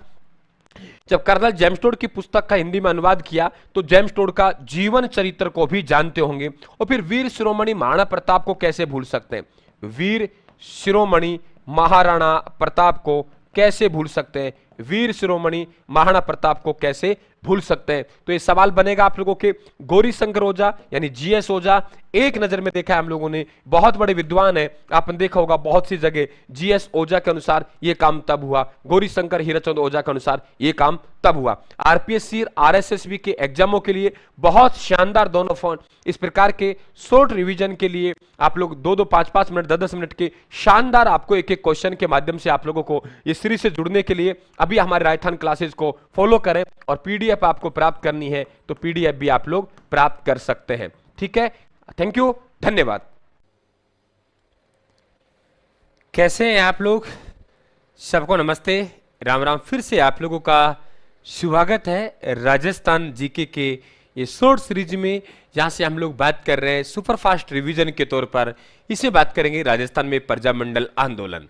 देखिए, राजस्थान हिस्ट्री में आरपीएससी आरएसएसबी जो सवाल पूछती है प्रतियोगी परीक्षाओं में, तो उसमें निश्चित तौर से प्रजामंडल आंदोलन से सवाल आते हैं। उसके संस्थापक पूछता है या उसकी स्थापना पूछता है। तो हम लोग जितने प्रजामंडल है हमारे, सबकी आपको संस्थापक मात्र 2 से 3 मिनट में आप लोगों को याद करवा के जा रहा हूं। यदि आपको पसंद आए तो लाइक और शेयर करके हमारा हौसला अफजाई करना। देखिए, यहाँ एक संस्थापक प्रजा का नाम, संस्थापक यहाँ कह रहे हैं, मांगी ने झाला देकर कहा, मांगी ने झाला देकर कहा, यानी मांगीलाल भव्य, है ना, और झाला से बनेगा झालावाड़, कि मांगीलाल भव्य ने झालावाड़ प्रजामंडल की स्थापना की। मांगीलाल भव्य को 10 नंबरी के नाम जाना जाता है। कभी पूछा जाए आप लोगों से कि 10 नंबरी किसे कहते हैं, तो 10 नंबरी झालावाड़ प्रजामंडल के संस्थापक, तो 10 नंबरी के नाम से मांगीलाल भव्य जाना जाता है। 10 नंबरी एक अपराधी घोषित एक अपराधी व्यक्ति होता था, जिसे रोज नजदीकी थाने में अपनी हाजिरी, मतलब बाहर जाना पड़ता था तो अपनी अनुमति लेके जाते थे। वो 10 नंबरी एक रजिस्टर होता था, उसके नाम पे 10 नंबरी रखा गया है। देखो, इधर देखेंगे आप लोग, तो आप लोगों के भरतपुर उत्तर प्रदेश के चिपता हुआ है। तो हम लोग कहेंगे गुरुदेव, भरतपुर का किशन है ना, जो गोपियों को नाच नचाता है, भरतपुर का किशन गोपियों को नाच नचाता है। भरतपुर का किशन है, गोपियों को नाच नचाता है, यानी किशन लाल। किशन लाल भरतपुर के किशन है, वो गोपियों को या नाच नचाता है, किशन लाल और गोपी लाल, है ना, क्योंकि उत्तर प्रदेश के चिपते हुए, और उत्तर प्रदेश में भगवान श्री कृष्ण रहते हैं, है ना, और भरतपुर उत्तर प्रदेश चिपता हुआ है। तो भरतपुर का किशन है, गोपियों को नाच नचाता है ना। और भरतपुर की स्थापना कहाँ हुई? रेवाड़ी में। अब भाई धौलपुर पड़ोस में है, अब धौलपुर के दिल में दुख हो रहा है, तो हम लोग कहेंगे धौलपुर प्रजामंडल, है ना। धौलपुर के झोरी के दिल में ज्वाला लगती है, धौलपुर के झोरी के दिल में क्या लगती है? ज्वाला लगती है, यानी ज्वाला प्रसाद जिज्ञासु। धौलपुर के जोहरी के दिल में ज्वाला लगती है, ज्वाला लगती है जोहरी के दिल में। किसके दिल में? जोहरी के दिल में। कि भरतपुर का किशन है, वो तो आप लोगों के नाच नचाता है गोपियों को। अब भाई पड़ोस में देखा थोड़ी जाएगा, तो धौलपुर का किशन है, धौलपुर के जोहरी के दिल में ज्वाला लगती है, इसलिए यहां भी कृष्ण आ गए। तो कृष्ण दत्त पालीवाल, कृष्ण दत्त पालीवाल। वो कहते हैं ना कि बांस तो भूमि पर उगते हैं, बांस तो भूमि पर उगते हैं। तो हमारे पास प्रजामंडल बांसवाड़ा हो गया, भूमि पर उगते हैं, यानी भूपेंद्र नाथ त्रिवेदी। भूपेंद्र नाथ त्रिवेदी, बांस कहाँ उगते हैं? भूमि पर उगते हैं। तो भूपेंद्र नाथ त्रिवेदी, यानी बांसवाड़ा प्रजामंडल के संस्थापक कौन हो गए? भूपेंद्र नाथ त्रिवेदी। भूपेंद्र नाथ त्रिवेदी ये बांसवाड़ा प्रजामंडल संस्थापक हो गए, है ना। कुशलगढ़ प्रजामंडल, कुशल मतलब कुशलगढ़ प्रजामंडल, कुशलगढ़ प्रजामंडल, यानी हम लोग कहेंगे भंवरलाल निगम में नौकरी लगा तो खुश होते हुए आया। भंवरलाल किस में नौकरी लगा? निगम में। तो भंवरलाल निगम, भंवरलाल है वो निगम में नौकरी लगा तो खुश होते हुए आया, तो भंवरलाल निगम। कि भंवरलाल निगम में नौकरी लगा तो खुश होते आया, यानी कुशलगढ़ प्रजामंडल के संस्थापक हो गए, है ना। और हम लोग कहेंगे अलवर के हरि, आप लोगों के नाम सुना होगा आप लोगों ने, हरिनारायण, उनका वो अलवर से हैं। ठीक है, इस प्रकार से प्रतापगढ़ ने चुन्नी उड़ा के अमृत पिलाया, यानी प्रतापगढ़ प्रजामंडल। कौन सा प्रजामंडल बेटा? प्रतापगढ़ प्रजामंडल, प्रतापगढ़ प्रजामंडल। प्रतापगढ़ ने चुन्नी उड़ा के अमृत पिलाया, यानी चुन्नी उड़ा के अमृत पिलाया, यानी चुन्नी लाल और अमृत लाल। प्रतापगढ़ ने चुन्नी उड़ा के अमृत पिलाया, यानी प्रतापगढ़ प्रजामंडल का जो संस्थापक है चुन्नीलाल और अमृतपाल हो गए। ठीक है, इसके बाद यहां आपके लाइन, बीका में जैस्मी बुकानी को न मारना। बीका में जैस्मी व बुकानी को न मारना। क्या कहा मैंने? बीका में जैसमी व बुकानी को न मारना। इसका मतलब बी का मतलब बीकानेर प्रजामंडल, मे का मतलब मग्गाराम इसके संस्थापक हो गए। पहला नाम प्रजामंडल का है, दूसरा उसका संस्थापक है। जैसलमेर प्रजामंडल और मी का मतलब मीठालाल व्यास, जैसलमेर प्रजामंडल संस्थापक मीठालाल व्यास हो गए। को न मारना तो कोटा प्रजामंडल, न मतलब नैनूराम शर्मा, मा मतलब मारवाड़ प्रजामंडल, ना मतलब जय नारायण व्यास। भोडू मामे जय कब काकी के साथ गोसी शहर गया? कौन? भोडू मामे। कब भाई? जय कब बता काकी के साथ गोसी शहर गए? तो भो पहले संस्थापक है, तो भोगीलाल पांड्या डूंगरपुर प्रजामंडल संस्थापक हो गए। मां मतलब माणिक्यलाल वर्मा मेवाड़ प्रजामंडल के संस्थापक हो गए, और इसके पहले अध्यक्ष थे वो बलवंत सिंह मेहता थे। और इसकी तो तिथि भी ध्यान रख लेना, 24 अप्रैल 1938 को इसकी स्थापना हुई थी। काकी के साथ, का का मतलब कांतिलाल चौथानी और की का मतलब किशनगढ़। देखो बूंदी छोटा है तो बूंदी छोटा है कांतिलाल, किशनगढ़ बड़ा है तो कांतिलाल चौथानी। बूंदी कांतिलाल, किशनगढ़ कांतिलाल चौथानी। काकी के साथ गोसी शहर गया गोकुल भाई भट्ट, सिरोही प्रजामंडल संस्थापक हैं। आपका प्रारंभ में कुछ नव उत्साही युवक थे, उन नव उत्साही युवकों के द्वारा बंबई में स्थापना की थी 1934 में, लेकिन विधिवत रूप से स्थापना 1939 में गोकुल भाई भट्ट के द्वारा की गई थी। शहर गया, शह का मतलब शाहपुरा प्रजामंडल और रे का मतलब रमेश चंद्र ओझा। शाहपुरा रियासत के द्वारा आपको मालूम होगा सबसे पहले उत्तरदायी शासन की स्थापना की। सबसे पहले उत्तरदायी शासन की स्थापना, तो सबसे पहले उत्तरदायी शासन की स्थापना की, वो ध्यान रखें, शाहपुरा के राजा सुदर्शन सिंह द्वारा की गई थी, है ना। जय का मतलब जयपुर प्रजामंडल की स्थापना 1931 में कपूरचंद पाटनी ने की, लेकिन वो राजनीतिक गतिविधियां नहीं कर पाया, इसके लिए वो निष्क्रिय हो गया। तो पुनः इसकी स्थापना की वो जमनालाल बजाज के द्वारा की गई 1936-37 में। जयपुर प्रजामंडल का पुनर्गठन जमनालाल बजाज के द्वारा किया गया। कैसा लगा हमारा, आप कमेंट बॉक्स में बताएंगे, है ना। बिल्कुल कमेंट बॉक्स में बताना कैसा लगा, और आप में से एक सवाल मुझे बताना है कि, चलो ये बताना है आपको कि प्रतापगढ़ प्रजामंडल की स्थापना कब हुई। ये कमेंट बॉक्स में आपको बताना है, प्रतापगढ़ प्रजामंडल की स्थापना कब हुई। पीडीएफ आप प्राप्त कर सकते हैं, है ना। और मस्त रहिए, मौज में रहिए आप लोग, ठीक है। और हमारे इस 10 मिनट के सेशन से लगातार आप जुड़े रहे। Thank you.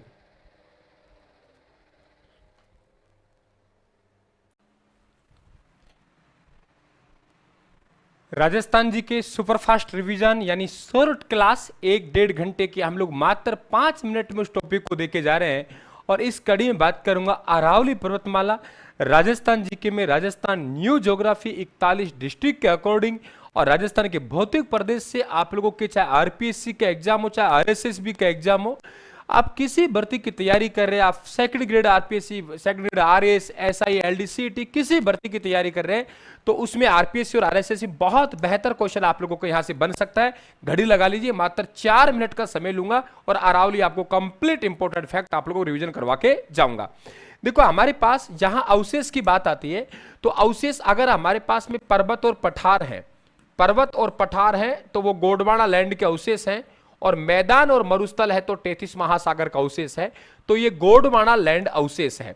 और सबसे पहले हमारे पर्वत बने, राजस्थान का चारों भौतिक प्रदेशों में से सबसे प्राचीन भौतिक प्रदेश है, तो वो कौन सा है? अरावली है। सबसे वलित पर्वतमाला है, यानी मोड़दार पर्वतमाला है, ये अवशिष्ट रूप में मौजूद है। दुनिया की सबसे प्राचीन वलित पर्वतमाला, जिसकी तुलना है अमेरिका के अपलेश्वन पर्वत से की गई है। अमेरिका कौन से पर्वत से बेटा? अमेरिका के अपलेश्वन पर्वत से इसकी तुलना की गई है। यहां ये राजस्थान का कुल क्षेत्रफल है उसमें 9%, लेकिन यहां जनसंख्या है, जनसंख्या 1% ज्यादा निवास करेगी, यानी 10% जनसंख्या निवास करेगी। देखो विस्तार का मतलब है, इस तरीके से माना कि हमारे पास ये राजस्थान का मानचित्र है। अब राजस्थान के मानचित्र में बेटा जिस तरीके से हमारे पास अरावली गुजरेगी, वो अरावली इस तरीके से गुजरेगी यहां से, तो इसका मतलब एक बिंदु हमारा ये हो गया और एक बिंदु ये हो गया। ये तो हमारा हो गया आप लोगों का अक्षांशीय विस्तार, एक बिंदु ये हो गया, एक बिंदु ये हो गया, ये हो गया हमारा देशांतरी विस्तार। तो अरावली का 23 डिग्री 3 मिनट से 28 डिग्री 20 मिनट, यानी 5 अक्षांशों के मध्य, 23 से 28, 72 से 77, यानी हमारे पास 72 डिग्री की हो गई, और ये 77, 78 नहीं आएगी, 77 डिग्री पूर्वी देशांतर। वैसे अरावली का जो प्रारंभ होता है वो अरब सागर से होता है, अरब सागर को अरावली के पिता कहते हैं। लेकिन खेड़ा ब्रह्म पालनपुर गुजरात से इसका प्रारंभ होता है, फिर ये उदयपुर सिरोही से एंट्री करती है, खेतरी झुंझुनू से बाहर निकल जाती है और दिल्ली में रायसीना की पहाड़ियों तक ये पहुंच जाती है। राजस्थान में अगर ये प्रवेश देखेंगे सिरोही उदयपुर से और बाहर निकलती है खेतड़ी झुंझुनू से। अगर इसकी हम लोग कुल लंबाई की बात करेंगे तो कुल लंबाई इसकी हो जाएगी 692 किमी, लेकिन राजस्थान में इसकी 550 किमी होगी, यानी कुल लंबाई कितनी होगी 692 किमी, राजस्थान में 550, यानी राजस्थान में अरावली का 80% भाग है। अरावली का सर्वाधिक विस्तार की बात करें तो अरावली का सर्वाधिक विस्तार उदयपुर में है, सबसे ज्यादा ऊंचाई सिरोही में है, न्यूनतम विस्तार अजमेर में है, ये ध्यान रखें आप लोग। सर्वाधिक ऊंचा स्थल गुरु शिखर है और अरावली का सबसे निम्नतम बिंदु है वो पुष्कर घाटी है। राजस्थान का सबसे निम्नतम बिंदु है वो हमारे पास में सांबर है, लेकिन अरावली का सबसे निम्नतम बिंदु है वो पुष्कर है, ध्यान रखें इस बात को। अरावली के सबसे निम्नतम बिंदु पुष्कर घाटी है। अरावली की सबसे ऊंची चोटी गुरु शिखर 1722 मीटर है, संतों का शिखर कहते हैं। राजस्थान का सबसे ऊंचा पठार उड़िया पठार सिरोही में स्थित है, इस बात को ध्यान रखें आप लोग। लेकिन मध्यवर्ती अरावली की सबसे ऊंची चोटी मोरामजी है 933, उत्तरी अरावली की सबसे ऊंची चोटी रघुनाथगढ़ 1055। देखो अरावली को 3 भागों में बांटेंगे।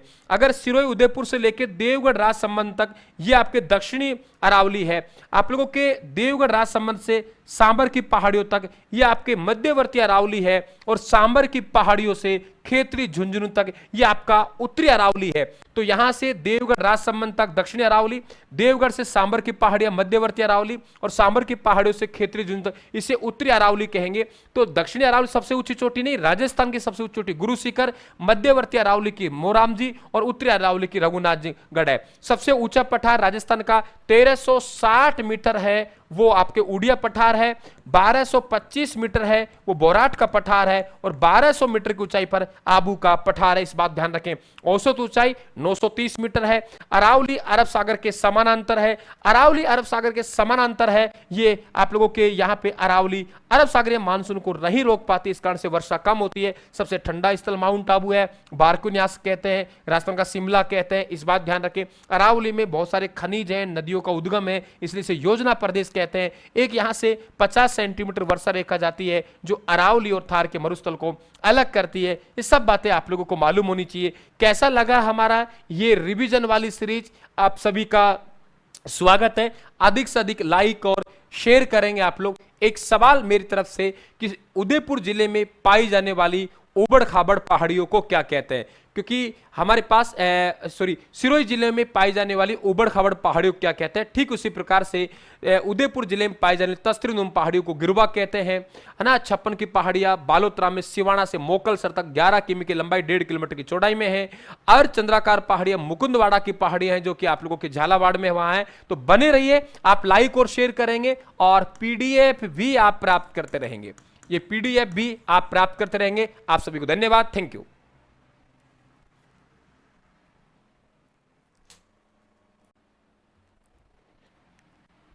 नमस्ते, कैसे हैं आप लोग? फिर से आपका सुपरफास्ट रिवीजन, क्विक रिवीजन, जो कि हम लोग मुश्किल से 5 मिनट की बात करेंगे। और मैं आपसे यहाँ 3 राजाओं की बात करूंगा।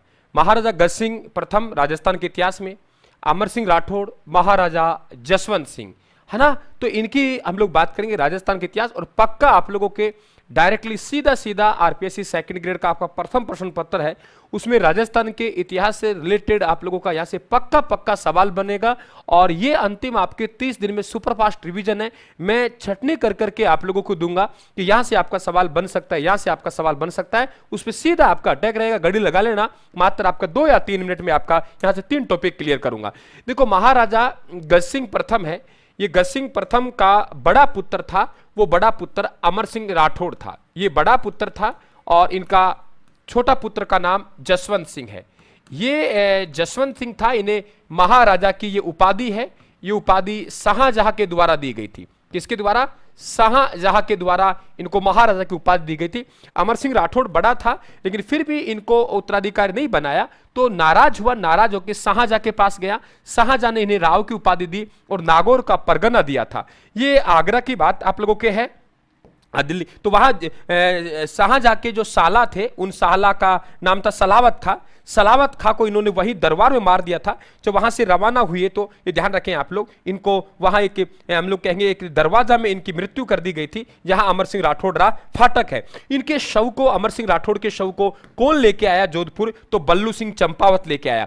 वही है जिन्होंने मतीरा राड़ का युद्ध लड़ा था 1644 में। मतीरा की राड़ का युद्ध बीकानेर का करण सिंह से लड़ा था, वो ही अमर सिंह राठौड़ है, इस बात को ध्यान रखें। और अमर सिंह राठौड़ का वृद्ध अवस्था का चित्र नागौर चित्र शैली की विशेषता है। इनका छोटा भाई जसवंत सिंह छोटा था, ये गज सिंह का छोटा पुत्र था। प्रताप दे इनकी मां का नाम था। 26 दिसंबर 1626 का जन्म हुआ। 1636 में इनका उमा दे के साथ विवाह हुआ। जोधपुर के राजा का विवाह जैसलमेर की राजकुमारी उमा दे के साथ हुआ। 1638 में राजा बना। 1678 में जामरूद अफगानिस्तान में मृत्यु हुई तो इनकी रानियां गर्भवती थी। 1679 में इनका पुत्र जन्मा। उन पुत्र को क्या कहते हैं? अजीत सिंह कहते हैं। तो 1638 में राजा बना। शाहजहां ने इन्हें महाराजा की उपाधि दी और ये छोटे थे तब ठाकुर राज सिंह कुंपावत इनका शासन संभाला करते थे। इनका जो निधन हुआ जामरूद अफगानिस्तान में हुआ। जब इनकी मृत्यु हुई तो औरंगजेब ने कहा आज कुफर का दरवाजा टूट गया, अर्थात मेरा धर्म विरोधी मारा गया। और इधर जैसे ही जसवंत सिंह की मृत्यु हुई तो जोधपुर को इंदर सिंह राठौड़ को दिया जाता है। जोधपुर किसे दिया जाता है? इंदर सिंह राठौड़ को 36 लाख रुपए के बदले 36 लाख रुपए के बदले जोधपुर इंदर सिंह राठौड़ को दिया जाता है। शाहजहां के पुत्रों में दारा सिंह और औरंगजेब के बीच में झगड़ा हुआ, जिसमें राज सिंह ने किसी का साथ नहीं दिया, मेवाड़ वाला, इन्होंने दारा सिंह का साथ दिया। धर्मत का युद्ध 1658 मध्य प्रदेश में हुआ। जसवंत सिंह ने साथ दिया, औरंगजेब की विजय हुई। दोराय का युद्ध एक साल बाद 1659 में हुआ। इसमें जसवंत सिंह ने किसी का साथ नहीं दिया। दोनों युद्धों में बादशाह औरंगजेब जीतता है, औरंगजेब राजा बनता है। औरंगजेब इन्हें कहीं बाहर भेज देता है और जामरूद अफगानिस्तान में इनकी मृत्यु हुई तो औरंगजेब ने कहा था कि आज मेरा धर्म विरोधी मारा गया। साहित्यकार था, इनका साहित्य गुरु का नाम ध्यान रखें, काव्य गुरु थे इनके सुरती मिश्रा। बेटा सुपरफास्ट रिवीजन है, शेयर करना, लाइक करना और चैनल को सब्सक्राइब कर लेना। यहां पे इनके काव्य गुरु हैं, काव्य गुरु का नाम सुरती मिश्र है। इनकी रचनाएं सबसे इंपॉर्टेंट तो भाषा भूषण है, बहुत मोस्ट है। भाषा भूषण किसकी रचना इनकी है? गीता महात्म में। भाषा भूषण आनंद विलास, अनुभव प्रकाश और ये ध्यान रखें इनके दरबारी कवि का नाम मूढ़ोत नैनसी का जन्म 1610 में ओसवाल परिवार जोधपुर में हुआ। मारवाड़ पर गनारी विगत इनकी पुस्तक है, जिसे मारवाड़ का गजेटर कहते हैं। एक मूढ़ोत नैनसिरी ख्यात इनकी पुस्तक है, इस बात को ध्यान रखें आप लोग। इनका ओसवाल परिवार जोधपुर जन्म हुआ। मूढ़ोत नैनसिरी ख्यात रचना है। मारवाड़ परगनार विगत को मारवाड़ गजेटर कहते हैं। और ध्यान रखें आप लोग, इनको मुंशी देवी प्रसाद ने मूढ़ोत नैनसी को राजस्थान का अबुल फजल कहा था। जसवंत सिंह में अगर स्थापत्य कला देखेंगे तो इनकी रानी अतिरंग दे ने जान सागर तालाब बनवाया और रानी जसवंत दे ने राय का बाग कल्याण सागर तालाब यानी राता नाड़ा बनवाया था। तो ये जसवंत सिंह का हमने यहां पे सुपरफास्ट रिवीजन किया है, अमर सिंह राठौड़ का रिवीजन किया है, हमने महाराजा गज सिंह प्रथम का रिवीजन किया है। इस प्रकार का रिवीजन फैक्ट पाने के लिए आप हमारे चैनल को जरूर सब्सक्राइब कर लें और ये पीडीएफ आप लोगों को प्राप्त करनी है तो आप ज्वाइन करें। और सुबह प्रातः 8 AM पर इंडिया पॉलिटी पर्सन बैंक और शाम को 9 PM पर राजस्थान जी के चल रहा है, उसे ज्वाइन करना ना भूले। बने रहे हमारे साथ, अच्छा रिवीजन हम लोग लेके चलेंगे। 30 दिन हमारे लिए बहुत इंपॉर्टेंट है, एक एक बिंदु का आपको रिवीजन कराऊंगा, बस बने रहना। धन्यवाद।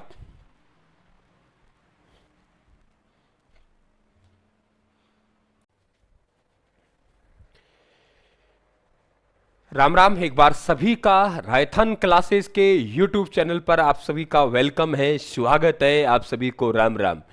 इस हम 10 मिनट के सेशन में बात करेंगे राजस्थान के किसान आंदोलन, राजस्थान हिस्ट्री में किसान आंदोलनों की, और उसमें हमारा फोकस रहेगा बिजोलिया किसान आंदोलन।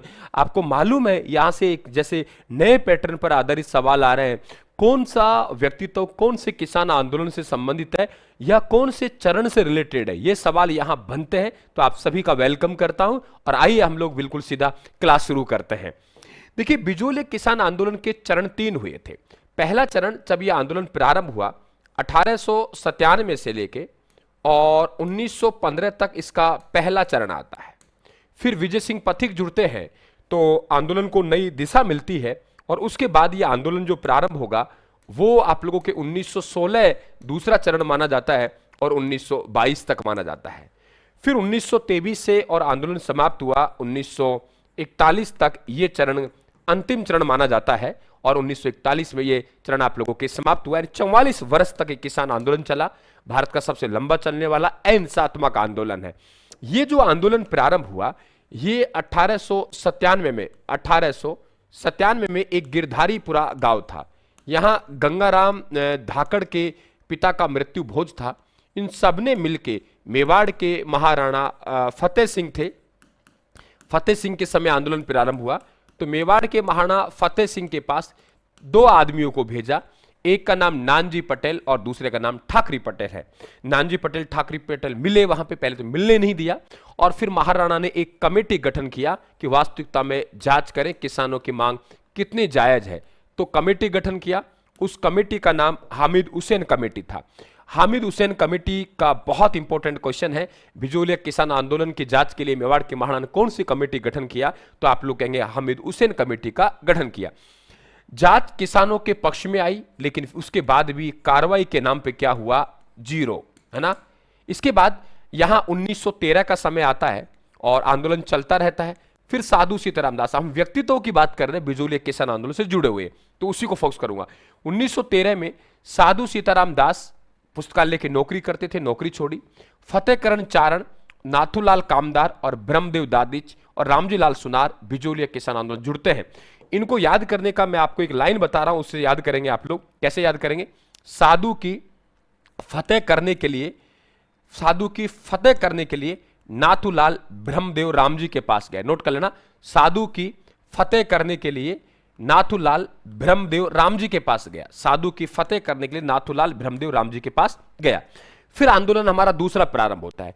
विजय सिंह पथिक है, ये टोडगढ़ जेल से निकलते हैं और जेल से निकल के ये चित्तौड़ पहुंचते हैं। चित्तौड़ में विद्या प्रचारिणी सभा चलती है जो कि हरिभाई किंकर द्वारा संचालित है। ये विद्या प्रचारिणी सभा का एक अधिवेशन था और इनकी एक उप ब्रांच चलती थी बिजोलिया में, जिसका नेतृत्व साधु सीताराम दास किया करते थे। तो फिर ये यहां विजय सिंह पथिक इस आंदोलन से जुड़ेंगे 1916 में विजय सिंह पथिक जुड़ेंगे और जाके वहां ऊपर माल पंचबोर्ड का गठन करेंगे। और ऊपर माल पंचबोर्ड गठन करेंगे तो पहला सरपंच बनाएंगे मन्नालाल पटेल को। कुल मिला के ऊपर माल पंचायत 1917 में बनी और 13 सदस्य थी। विजय सिंह पथिक ने कहा भी था, हरियाली अमावस्या के सुखद भविष्य को जान लो, स्वतंत्रता के हित धर्म युद्ध की ठान लो, और मन्नालाल पटेल को सरपंच बनाया।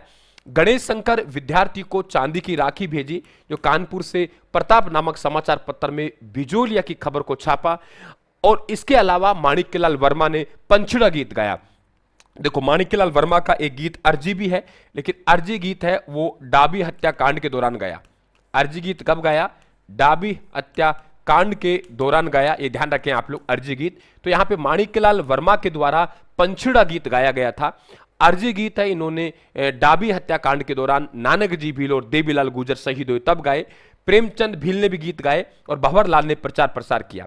फिर एक किसान नेता था नारायण सिंह, नारायण पटेल को गिरफ्तार कर लिया और जेल में डाल दिया। फिर एक नारा दिया था, इन्हें छोड़ दो हमें जेल दो, इन्हें छोड़ दो, इन्हें छोड़ दो हमें जेल दो, इन्हें छोड़ दो हमें जेल दो। यानी बिजोलिया के किसानों ने नारा लगाया कि आप नारायण पटेल को छोड़ दो या हमें जेल दो। यह नारा इनकी गिरफ्तारी पर लगाया गया। मामला राष्ट्रीय स्तर पर पहुंचा तो महात्मा गांधी ने महादेव देसाई को यहां भेजा और फिर यहां पे राजपूताना मध्य भारत सभा के द्वारा एक यहां पे कमेटी गठन किया, उसका नाम है भवानी दयाल आयोग। सरकार शक्ति में आई और सरकार के द्वारा 1919 में एक जांच आयोग गठित किया, उसका नाम है इंदुलाल भट्टाचार्य, माफी चाहूंगा, बिंदुलाल भट्टाचार्य। भाई मैं करूंगा ना आपको ना, बिंदुलाल भट्टाचार्य, कौन सा बिंदुलाल भट्टाचार्य कमेटी का गठन किया। 3 सदस्यीय कमेटी थी, ये ध्यान रखें, ये प्रथम जांच आयोग आता है। और इस तरीके से फिर द्वितीय जांच आयोग है वो 1922 में आएगा, जिसका नाम कैप्टन हॉलैंड है। कैप्टन हॉलैंड ने यहाँ पे जो 75 प्रकार की, हम वैसे 84 प्रकार के लाग बाग कहते हैं, इन्होंने 75 प्रकार के लाग बागों में से कहा 35 प्रकार के कर है उन्हें माफ कर दीजिए, लेकिन कार्रवाई के नाम पे 0 हुआ। और फिर विजोले किसान आंदोलन का तृतीय चरण प्रारंभ होता है 1930 से। तो हरि पर विजय प्राप्त करनी है तो मन्ना गणेश के मणि चढ़ानी पड़ेगी। बोलिए बोलिए, द्वितीय चरण के व्यक्तित्व कौन कौन है बिजोलिया किसान आंदोलन से जुड़े हुए? हरि को विजय प्राप्त करनी है तो मन्नालाल गणेश के मणि चढ़ानी पड़ेगी। प्रेम के भंवर में नारायण महादेव भवानी को फंसाना पड़ेगा। प्रेम के भंवर में नारायण महादेव भवानी को फंसाना पड़ेगा। हरि पर विजय प्राप्त करनी है मन्ना, हरि पर विजय प्राप्त करनी है मन्ना तो गणेश के मणि चढ़ानी पड़ेगी। प्रेम के भंवर में नारायण और महादेव भवानी को फंसाना पड़ेगा। यह आपके द्वितीय किसान आंदोलन से, द्वितीय चरण से रिलेटेड है। फिर माणिक्यलाल वर्मा, तृतीय चरण प्रारंभ होता है 1927 में विजोलिया किसान आंदोलन से। विजय सिंह पथिक है, ये विजय सिंह पथिक अलग हो गए किसी मतभेद के कारण, लंबी चौड़ी कहानी है, यहां केवल हम व्यक्तित्व की बात करेंगे।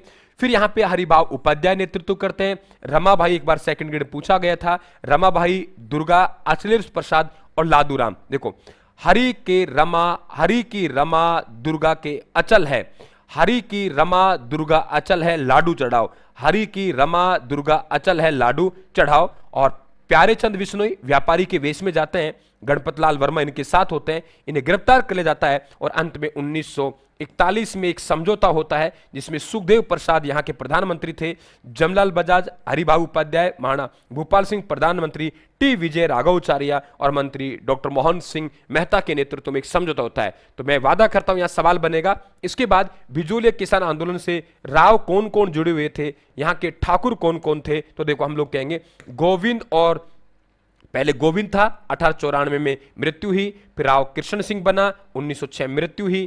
फिर पृथ्वी सिंह बना, 1914 मृत्यु हुई। फिर पृथ्वी सिंह का नाबालिग बेटा था केसरी सिंह जो अल्पवयस्क था, ये बना। लेकिन सरकार ने कहा कि ये छोटा है तो इनको हटा के इनकी जगह किसी आदमी को नियुक्त किया। किसी आदमी को नियुक्त करना, ठाकुर को हटा के, वो प्रथा मुनसर मात कहलाती है, और जो ने नियुक्त करते हैं वो मुनसरिम कहलाते हैं। लाइन बोल रहा हूं मैं, देखिए, गोविंद और कृष्ण पृथ्वी से केसरी के पास गए, गोविंद और कृष्ण पृथ्वी से केसरी के पास गए, गोविंद और कृष्ण पृथ्वी से केसरी के पास गए, अमर हो गए और डूंगर पर जाके बैठ गए। गोविंद और कृष्ण पृथ्वी से केसरी के पास गए, अमर हो गए, डूंगर पर जाके बैठ गए। गोविंद के बाद कृष्ण सिंह, कृष्ण पृथ्वी सिंह, केसरी सिंह नाबालिग थे तो मुनसरिम जो बना है अमर सिंह राणा तो डूंगर सिंह भाटी को। दो मेवाड़ के महाराणाओं के समय आंदोलन रहा। मेवाड़ के महाराणा फतेह सिंह के समय आंदोलन प्रारंभ हुआ और मेवाड़ के महाराणा भूपाल सिंह के समय आंदोलन ये खत्म हुआ। आप सभी का धन्यवाद और जुड़े रहे आप लोग। ये पीडीएफ आप लोगों को प्राप्त करने के लिए आप जुड़ सकते हैं, पीडीएफ आप लोगों को मिलेगी। मस्त रहिए। राजस्थान जीके को स्मार्ट तरीके से आप लोगों को जीना है, आनंद लेना है और जीके में आपको एक अच्छा स्कोर करना है तो राजस्थान क्लासेस के यूट्यूब चैनल को सब्सक्राइब करना ना भूले ताकि आप लोगों के पास अपडेट आ जाए। आप सभी को अब आगे हम लोग फिर किसान आंदोलन की बात करेंगे। आप कमेंट बॉक्स में बताएंगे डाबी हत्याकांड में कौन कौन शहीद हुए, डाबी हत्याकांड में कौन कौन शहीद हुए, ये आपको कमेंट बॉक्स में बताना है। जय हिंद।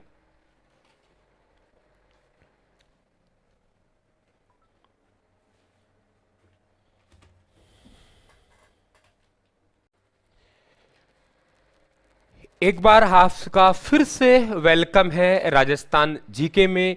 स्वागत है आप लोगों का। 5 मिनट 10 मिनट में वो चीजें देखे जा रहा हूं जहां से आपका सवाल बनता है, आपका हौसला अफजाई होता है। राजस्थान का इतिहास में हम इस सीरीज में बात करेंगे। इस क्लास में राजस्थान में प्रजामंडल आंदोलनों की स्थापना कौन कौन से सन में हुई, मात्र 3 से 4 मिनट लगाऊंगा। आरपीएससी आरएसएसबी के एग्जामों में मिलान कीजिए, सम्मिलित कीजिए, ऐसे सवाल बनते हैं, चाहे वो शिक्षक भर्ती की बात करें या आप लोगों PTI, RS, SI, LDC, CET, RPSC RSSB के जितने भी एग्जाम हैं उनमें अगर नई न्यू पैटर्न की बात करें, मोस्ट इंपोर्टेंट क्वेश्चनों की बात करें तो बिल्कुल ये सवाल बनेंगे। अलग से हमारी प्लेलिस्ट बनी हुई है। आप सभी का वेलकम है, स्वागत है। आपको अच्छा लगे, दिल को छुए तो बिल्कुल हमारे यूट्यूब चैनल को सब्सक्राइब जरूर करें और लाइक और शेयर करके जरूर हमारा हौसला अफजाई करेंगे आप लोग। एक सवाल आपके लिए मुझे बताना है आप लोगों को, शहीद बीरबल सिंह दिवस कौन से प्रजामंडल ने मनाया था? शहीद बीरबल सिंह दिवस है वो कौन से प्रजामंडल के द्वारा मनाया गया, ये कमेंट बॉक्स में आपको बताना है। अब देखिए जयपुर की बूंदी को मारवाड़ ले गया, बीकानेर खा गया, धोला हो गया। क्या कहा मैंने? जयपुर की बूंदी को मारवाड़ ले गया, जयपुर की बूंदी को मारवाड़ ले गया, बीकानेर खा गया और धोला हो गया, है ना। जयपुर की बूंदी को मारवाड़ ले गया, बीकानेर खा गया और धोला हो गया, ऐसे याद करेंगे। दो प्रजामंडल 1931 में जयपुर और बूंदी। जयपुर प्रजामंडल का अगर पुनर्गठन की बात करें तो 1936-37 में इसका पुनर्गठन हुआ, क्योंकि ये निष्क्रिय हो गया था, ये राजनीतिक गतिविधियां नहीं कर पाए थे। राजस्थान का प्रथम प्रजामंडल जरूर है, लेकिन राजनीतिक गतिविधियां नहीं कर पाया। अगर आपसे पूछे राजनीतिक गतिविधियां करने वाला राजस्थान का प्रथम प्रजामंडल कौन सा है, तो आप लोग उत्तर देंगे मारवाड़। राजनीतिक गतिविधियां, क्या कहा मैंने? राजनीतिक गतिविधियां करने वाला राजस्थान का प्रथम प्रजामंडल है। वो प्रथम प्रजामंडल कौन सा है, तो आप लोग कहेंगे मारवाड़। तो मारवाड़ की स्थापना 1934 में हुई। वैसे तीसरा प्रजामंडल है, लेकिन राजनीतिक गतिविधियां करने वाला पहला प्रजामंडल है। बीकानेर खा गया और धोला हो गया। बीकानेर और धौलपुर प्रजामंडल की स्थापना 1936 में हुई। बीकानेर प्रजामंडल की स्थापना कलकत्ता में की गई थी मग्गाराव वैद्य के द्वारा। और ध्यान रखना, आचार्य लक्ष्मी है, वो यहाँ की पहली अध्यक्ष रही थी, और यहां एक पुस्तक भी प्रकाशित की गई थी, बीकानेर की थोती पोती पुस्तक है, वो प्रकाशित की गई थी। अब देखो, अलवर भरतपुर के लोग मेवाड़ से साहब कहते हैं, अपना कोटा पूरा करते हैं। अलवर भरतपुर के लोग मेवाड़ से साहब, बहुत प्यारे बोलते हैं अलवर भरतपुर के लोग। ये मत कहना गुरुजी अलवर के रहने वाले इसलिए कह रहे हैं। अलवर भरतपुर के लोग मेवाड़ से साहब कह के अपना कोटा पूरा करते हैं। इनका ग्रुप 1938 में बनेगा, है ना। अलवर भरतपुर के लोग मेवाड़ से साहब कह के अपना कोटा पूरा करते हैं 1938 में। प्रारंभ में 1934 में कोटा प्रजामंडल की स्थापना हाड़ौती प्रजामंडल के नाम से की गई थी, लेकिन वो निष्क्रिय हो गया। और फिर 1938 में कोटा प्रजामंडल की स्थापना हुई और 1939 में इनका वार्षिक अधिवेशन हुआ। तो याद हो जाएगा ना, अलवर भरतपुर के लोग मेवाड़ से साहब कह के अपना कोटा पूरा करते हैं। अब देखो, 1939 में 3 बनेंगे, कै किशनगढ़, कै करौली और सै सिरोही। इनकी स्थापना 1939 में हुई। सिरोही प्रजामंडल की स्थापना 1934 में बंबई में की गई एक बार नव उत्साही युवकों के द्वारा, लेकिन विधिवत रूप से स्थापना गोकुल भाई भट्ट के द्वारा 1939 में की गई। अब देखो, कुशलगढ़ बांसवाड़ा की तहसील है। कुशलगढ़ बांसवाड़ा में है, इधर डूंगरपुर है तो इधर प्रतापगढ़। ये बोलूंगा, कुशलगढ़ बांसवाड़ा में है, इधर डूंगरपुर है, इधर प्रतापगढ़ है। कुशलगढ़ बांसवाड़ा में है, इधर डूंगरपुर है, इधर प्रतापगढ़। कुशलगढ़ क्या कहा बेटा, देखिए आप लोग, कुशलगढ़ बांसवाड़ा में है। लाइन देख ली मैं क्या बोल रहा हूं। कुशलगढ़ बांसवाड़ा में, कुशलगढ़ बांसवाड़ा में है, इधर डूंगरपुर, इधर प्रतापगढ़। 1942, 43, 44, 45, है ना। कुशलगढ़ बांसवाड़ा में क्या कहा मैंने? कुशलगढ़ बांसवाड़ा में है, इधर डूंगरपुर है, इधर प्रतापगढ़ है। कुशलगढ़ बांसवाड़ा में, इधर डूंगरपुर है, इधर प्रतापगढ़ है। 1942, 1943, 1944, 1945 कुशलगढ़ बांसवाड़ा में, इधर डूंगरपुर है, इधर प्रतापगढ़ है। 42, 43, 44, 45 और 45 में ही जैसलमेर प्रजामंडल की स्थापना हुई। लास्ट में 1946 में झालावाड़ प्रजामंडल की स्थापना हुई। कुशलगढ़ बांसवाड़ा में, इधर डूंगरपुर, इधर प्रतापगढ़। कंटिन्यू 1942, 43, 44, 45, फिर 45 में जैसलमेर भी है और झालावाड़ है। तो इस तरीके से आप बने रहे हैं हमारे इस सेशन में। राजस्थान जीके का शॉर्ट रिवीजन, शॉर्ट जीके बेहतरीन सेशन है आप लोगों का। सभी का वेलकम है आप लोगों का इस सेशन में। कैसे हैं आप लोग, ये हमें बिल्कुल एक सवाल मैंने पूछा है, शहीद बीरबल सिंह दिवस कहां मनाया गया, ये आपको कमेंट बॉक्स में जवाब देना है। क्योंकि शिक्षा दिवस कृष्णा दिवस मारवाड़ में, मोती दिवस जयपुर में, जवाहर दिवस जैसलमेर में। जवाहरलाल नेहरू ने जैसलमेर को 8वां आश्चर्य कहा था।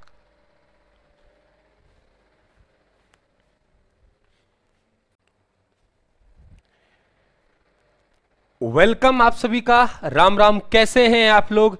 राजस्थान जीके की एंटीबायोटिक सीरीज में आपका फिर से वेलकम है। 2023-24 में जिस तरीके से हम लोगों ने कमाल किया था, वो सीरीज 2026 में फिर आपके सामने है। और एक एक घंटे के टॉपिक को मात्र हम लोग 5 मिनट में, 7 मिनट में आपके समक्ष रख रहा हूं और बहुत आनंद से आप इस सीरीज का लाभ लेंगे। राजस्थान के इतिहास में अब हम लोग बात कर रहे हैं राजस्थान के प्रमुख साके। एक नजर में हम 3 से 4 मिनट में साकों की बात करेंगे।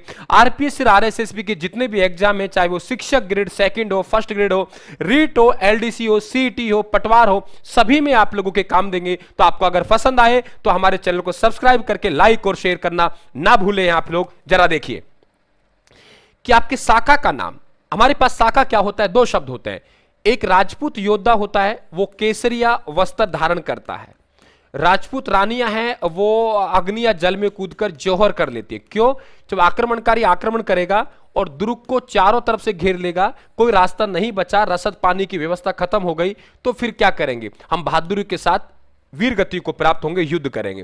राजस्थान का पहला शाखा रणथंभौर का शाखा, सन कौन सा है? 1301। अब देखो 1301 में आपको ध्यान रखना पड़ेगा 11 जुलाई कि अलाउद्दीन खिलजी ने जब रणथंभौर पे अधिकार किया तो 11 जुलाई 1301 तिथि थी। यहां के राजा थे हमीर देव। हमीर देव के साथ मोहम्मद शाह मंगोल था। मोहम्मद शाह मंगोल जो कि एक भगोड़ा सैनिक था, अलाउद्दीन खिलजी की पत्नी चिमना का प्रेमी था, और यहां आया तो अलाउद्दीन खिलजी ने कहा लौटा दो, उन्होंने कहा नहीं लौटाऊंगा। तो एक कहावत प्रसिद्ध है, हमीर हट और तिरिया तिल चढ़ना दूजी बार। अलाउद्दीन खिलजी यहां पे आक्रमणकारी थे, ये ध्यान रखें आप लोग, और इन्होंने कई आक्रमण किए। तो इनके सेनापति है उलुग खा और नुसरत खा था, हालांकि एक की पहले मृत्यु हो गई थी। उलुग खा और नुसरत खा था, ध्यान रखें आप लोग।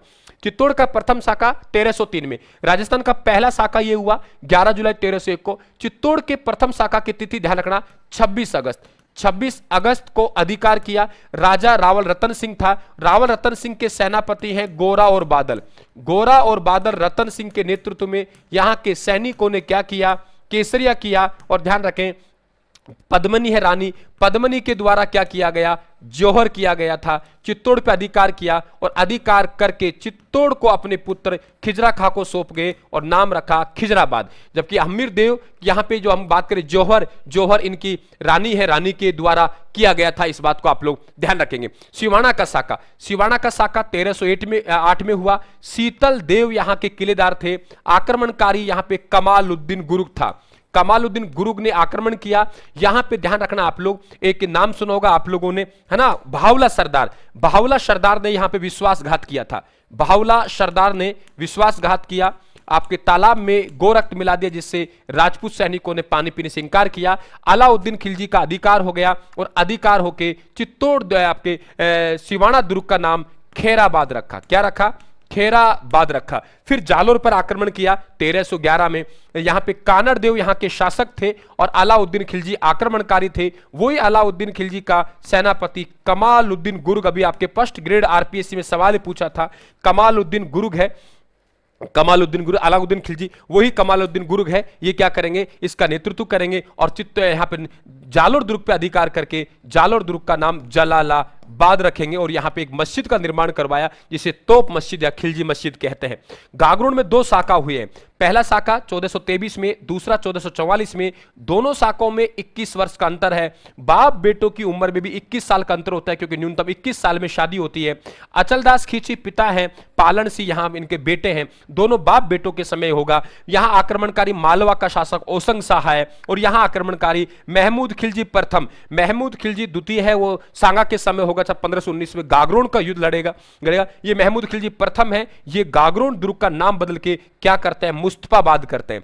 क्या करते हैं? मुस्तफाबाद करते हैं। और अचलदास खींचीरी वचनिका जो शिवदास गार्डन लिखी, उसमें अचलदास खींचीरी वचनिका शिवदास गार्डन लिख रहे हैं, बताते हैं ये इस युद्ध में मौजूद थे और इसमें इस युद्ध शाखा का उल्लेख किया है। गागरोन दूसरा शाखा। चित्तौड़ का दूसरा शाखा, चित्तौड़ का 1534-35 में हुआ। राजा विक्रमादित्य था। विक्रमादित्य उदय सिंह को इनके ननिहाल बूंदी भेज दिया। आक्रमणकारी बहादुर शाह था और यहां पे रावत बाग सिंह को बुलाया गया था। रावत बाग सिंह के नेतृत्व में केसरिया हुआ था, है ना। और ध्यान रखें विक्रमादित्य की मां कर्मावती और विक्रमादित्य की पत्नी जवाहर बाई के नेतृत्व में यहां पे क्या हुआ? जौहर हुआ था। चित्तौड़ का तीसरा शाखा आक्रमणकारी 1567 में उदय सिंह राजा थे। आक्रमणकारी अकबर थे। उदय सिंह यहां से निकल गए तो यहां पे जयमल राठौड़ और फत्ता सिसोदिया, कौन? जयमल राठौड़ व फत्ता सिसोदिया के नेतृत्व में केसरिया होगा। और यहां पे जयमल राठौड़ की बहन है, फत्ता सिसोदिया की पत्नी है, नाम है फूल कंवर। फूल कंवर के नेतृत्व में क्या होगा? जौहर होगा। जैसलमेर का अर्ध शाखा, जैसलमेर 2 प्लस आधा शाखा हुए।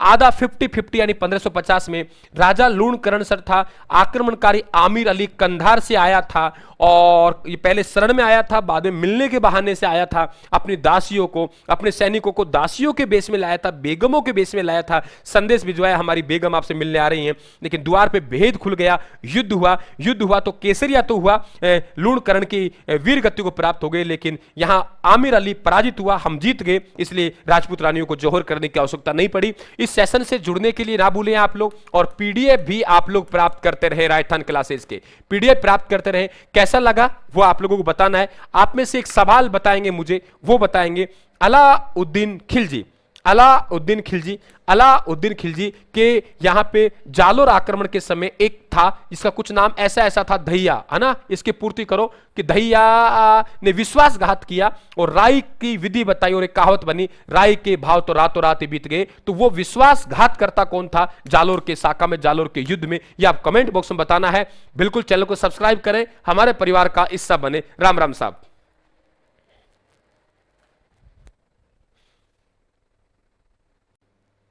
हेलो, आप सभी का वेलकम, स्वागत। Rajasthan GK antibiotic GK series 2023-24 में शानदार चली थी राजस्थान क्लासेस पर, वो फिर से आप लोगों के 2026 में शुरू कर चुका हूं। आपके आरपीएससी आरएसएसबी के जितने भी एग्जाम है, RPSC first grade school lecturer, second grade teacher, REET, पटवार, एलडीसी, पीटीआई, आरएस, एसआई में अगर आपको सुपर फास्ट रिवीजन करना है, बेहतर तरीके से कंटेंट आपको प्राप्त करना है, तो मैं अशोक मीणा राजस्थान क्लासेस में बिल्कुल आप लोगों को एंटीबायोटिक सीरीज को आगे बढ़ा रहा हूं। चैनल को सब्सक्राइब कर लेना ताकि आपके पास नोटिफिकेशन आते रहे। आपके चुन के आपको फैक्ट पढ़ा रहा हूं। जरा देखिए, हम बात करें संधि का नाम। संधि का नाम है, यहां आप लोग इतिहास की प्रमुख संधियों की बात करें, संधि का नाम आएगा, फिर वो कौन से सन में आई, पहला पक्ष कौन सा था, द्वितीय पक्ष कौन सा था और उसमें विशेष क्या था। मैं बोलूंगा, मेरी बात को सुनना है और अंत में आप लोगों को ये पीडीएफ है, ये भी आप लोगों को प्राप्त करनी है। जरा देखिए, चंपानेर की संधि, चंपानेर पड़ता है गुजरात में, मालवा के राजा गुजरात में पड़ता है, और ये इस तरीके से गुजरात यहां और मालवा यहां पड़ता है। मालवा के राजा हैं, उनका नाम महमूद खिलजी। महमूद खिलजी भी प्रथम है क्योंकि द्वितीय सांगा के समय आएगा। ये आपको मालूम है सारंगपुर के युद्ध में पराजित हो चुका है। जब सारंगपुर का युद्ध में पराजित हो चुका है तो इन्होंने सोचा अपने दूत को भेजूं, तो अपना दूत है ताज खा को गुजरात के राजा के पास भेजा कि अपन ऐसे करते हैं, संधि करते हैं, अपन दोनों मिलकर अटैक करेंगे। हालांकि दोनों ही हार जाएंगे। तो मालवा के राजा ने मेवाड़ के ताज के लिए कुतुबुद्दीन शाह गुजरात के राजा से संधि की थी। और फिर आपको मालूम होगा एक युद्ध हुआ था जिसे इतिहास में बदनौर का युद्ध कहते हैं। संधि के 1 साल बाद बदनौर का युद्ध, ये वर्तमान में स्थान ब्यावर में पड़ता है, पहले भीलवाड़ा में पड़ता था। 1457 में युद्ध हुआ और इसमें विजय किसकी हुई? कुंभा की विजय हुई थी। और विजय के उपलक्ष्य में इन्होंने कुशाला माता का मंदिर बदनौर में बनाया था। पुरंदर की संधि 1665 में औरंगजेब की तरफ से मिर्जा राजा जयसिंह के नेतृत्व में हुई, शिवाजी सरदार मराठा से की गई। हालांकि अंत में इन्हें धोखा से यहां पे औरंगजेब के द्वारा बंदी बनाया गया था, आगरा में रखा गया था, जिसे भागने में मदद किसने की थी? मिर्जा राजा जयसिंह ने की थी। आवल बावल की संधि, यह संधि आपको मालूम होगा मेवाड़ के राजा कुंभा ने बहारमली नामक दासी से जहर देके मारवाड़ के राजा रणमल को मरवाया था और फिर उसके बाद विवाद हुआ। तो इधर मारवाड़ हुआ, नीचे मेवाड़ हुआ। मारवाड़ और मारवाड़ का राजा राव जोधा है और मेवाड़ का राजा कुंभा है। दोनों के मध्य संधि होती है। संधि का प्रमुख केंद्र सोजत होता है। सोजत पाली में पड़ता है और यहां पे आंवला और बबूल के पेड़ लगाए गए थे सीमा पे, इसलिए आवल बावल की संधि 1453 में महाराणा कुंभा मेवाड़ के, और ध्यान रखें राव जोधा मारवाड़ के हैं, और राव जोधा की बेटी है जिसका नाम श्रृंगार देवी है। उस श्रृंगार देवी का विवाह कुंभा के बेटे रायमल से किया गया था। यह भी आप लोग ध्यान रखें, गोसुंडी की बावड़ी से जानकारी मिलती है। मुगल आमेर, आपको मालूम 1562 में अकबर से बहारमल ने संधि की थी। ये प्रथम राजा थे जो मुगलों की अधीनता स्वीकार करते हैं। अपनी बेटी जोधाबाई का विवाह इनके द्वारा किया गया था, विवाह सामर में किया गया था, इस बात को ध्यान रखें। मुगल बीकानेर, आपको मालूम 1570 में नागौर दरबार हुआ था और नागौर दरबार में बीकानेर के राजा कल्याणमल अपने 2 पुत्रों के साथ उपस्थित हुआ। एक राय सिंह जिसे मुगल साम्राज्य का स्तंभ कहते हैं और एक पृथ्वीराज राठौड़ जिन्हें डिंगल का हेरोस कहते हैं, और पृथ्वीराज राठौड़ है, ये इनको गागरोन का किला दिया गया था। मुगल और जैसलमेर के राजा हर्राय भाटी है, ये भी नागौर दरबार में ही अकबर की अधीनता स्वीकार करते हैं। वो ही हर्राय भाटी है जिसे मारवाड़ के राजा राव चंद्रसेन ने पोखरण का किला गिरवी रखा था। मुगल और मारवाड़ में जो संधि करेंगे मोटा राजा उदय सिंह अपनी पुत्री है जिनको नाम जगत गुसाई कहते हैं, जिन्हें जोधा भाई भी कहते हैं, उनका विवाह करेंगे। मुगल मेवाड़ ने संधि की, राजा जहांगीर था मुगल बादशाह, और इधर महाराणा अमर सिंह प्रथम था। महाराणा अमर सिंह प्रथम ने सशर्त संधि की थी कि मैं मुगल दरबार में उपस्थित नहीं हूंगा, मेरा बेटा करण सिंह मुगल दरबार में उपस्थित होगा, 1000 के मनसब के सम्मान के साथ वो उपस्थित होगा। मैं ना बेटी दूंगा ना बेटी लूंगा, मुगलों से वैवाहिक संबंध स्थापित नहीं करूंगा, और चित्तौड़ किला मुझे वापस देना पड़ेगा। चित्तौड़ किला वापस दे दिया गया। मेवाड़ मुगल संधि अगर आपसे द्वितीय की बात करें तो वो 24 जून 1681 को हुई। 2 संधि हुई है, और वो संधि मुगल बादशाह औरंगजेब थे और मेवाड़ के महाराणा जयसिंह थे। तो द्वितीय संधि की बात करें तो राज सिंह के पुत्र जयसिंह ने की 24 जून 1681 को। ये पीडीएफ आप प्राप्त करते रहे, बेहतर तरीके से आप हमारे साथ चले। कैसा लगा हमारा सेशन, ये आपको कमेंट बॉक्स में बताना है। एक सवाल मेरी तरफ से आपको बताना है, सारंगपुर का युद्ध कब हुआ, ये कमेंट बॉक्स में बताना है। सारंगपुर का युद्ध कब हुआ, ये आपको कमेंट बॉक्स में बताना है। सारंगपुर का युद्ध कब हुआ, ये आपको कमेंट बॉक्स में बताना है। कैसा लगा हमारा ये प्रयास, आपको बताना है कमेंट बॉक्स में, और हमारी क्लास को लाइक और शेयर करें। और आपको पसंद आए तो बिल्कुल हमारे राजस्थान क्लासेस के यूट्यूब चैनल का सब्सक्राइब करें, वेलकम करें। इस सीरीज का आपका प्यार मिले हमको। कैसा लगा जरूर हमें लाइक और शेयर करके बताएंगे। धन्यवाद।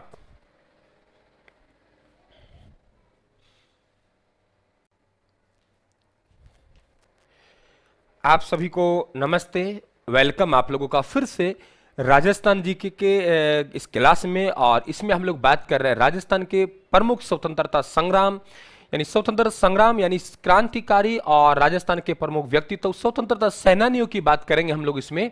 ये क्लास आप लोगों के आरपीएससी आरएसएसबी के जितने भी एग्जाम है सब में बहुत इंपॉर्टेंट रहेगा। शिक्षक भर्ती grade first second REET LDC CET पटवार वीडियो पीटीआई सब में बहुत इंपॉर्टेंट तरीके से आप लोगों का रिवीजन के तौर पे चलेगा। मात्र 5 मिनट का समय लूंगा, और 5 मिनट में आपको क्रांतिकारियों से जितने सवाल बनते हैं वो आपके समक्ष में रख के जा रहा हूं। यहां हमारा विशेषकर फोकस रहेगा कौन सा क्रांतिकारी का जन्म कब हुआ, कहां हुआ। देखिए, और मेरी बात को बहुत बारीकी से सुनेंगे और सुन के कानों में रखना है। और अच्छा लगे तो चैनल को सब्सक्राइब, और आप लोग ध्यान रखें चैनल को सब्सक्राइब करें। राजस्थान क्लासेस के यूट्यूब चैनल से जुड़ना ना भूलें। सेनानी का नाम, सन और जन्म स्थल। देखो, सबसे पहले बात करते हैं अमरचंद भाटिया।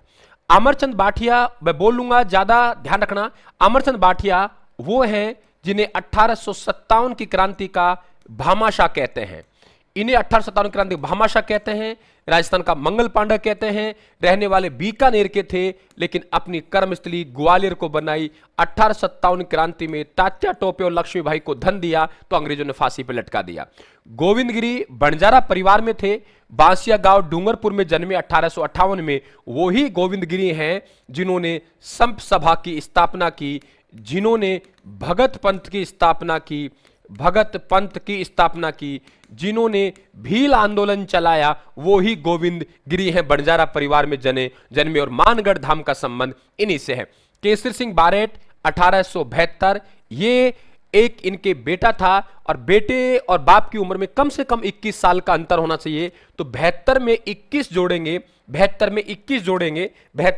जोड़ेंगे तो हमारे पास में प्रताप सिंह बारेट का जन्म 1893 में होगा। प्रताप सिंह बारेट का जन्म 1893 में। एक और एक 2 भाई थे, 1 और 1 11 होते हैं। तो 72 में 21 जोड़े तो बेटा का जन्म, 72 में 11 जोड़ा तो भाई का जन्म, जोरा और सिंह बारेट का जन्म 1883 में। 72 में 11 जोड़ेंगे तो 83 में भाई का, और 72 में आप लोग 21 जोड़ेंगे तो 93 में प्रताप सिंह बारेट का जन्म हुआ। केसरी सिंह बारेट चेतावनीराज चुंगटिया कहते हैं। मास्टर साधु प्यारेलाल हत्याकांड में जेल गए ना, और देवपुरा खेड़ा शाहपुरा में जन्म हुआ। गोपाल सिंह खरवा 1872 में, खरवा अजमेर के रहने वाले थे। विजय सिंह पथिक के साथ जेल गए, टोडगढ़ जेल में सशस्त्र क्रांति के दौरान दोनों फरार हुए तो भूप सिंह तो विजय सिंह पथिक बन गए, बच गए और इन्हें फांसी दे दी गई। अर्जुनलाल सेठी राजस्थान में क्रांतिकारी का जनक यानी आपके राष्ट्रीयता का जनक अर्जुनलाल सेठी कहते हैं।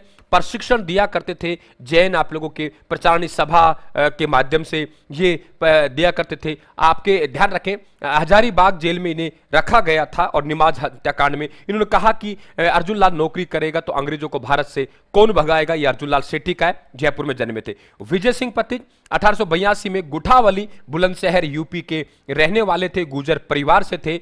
विजय सिंह पथिक बुलंद हौसले वाला था, उत्तर प्रदेश का रहने वाला था। 18 कम 1900 में जन्मा, 1854 में निधन हुआ। इंदर के अमीर का भूप था, विजय सिंह पथिक तो कमल का फूल था। इंदर के अमीर का भूप था, दादा का नाम इंदर सिंह, पिता का नाम हमीर सिंह, बचपन का नाम भूप सिंह, बदला हुआ नाम विजय सिंह पथिक। टोडगढ़ जेल से भागे थे और विजोले किसान आंदोलन को सफल बनाया था।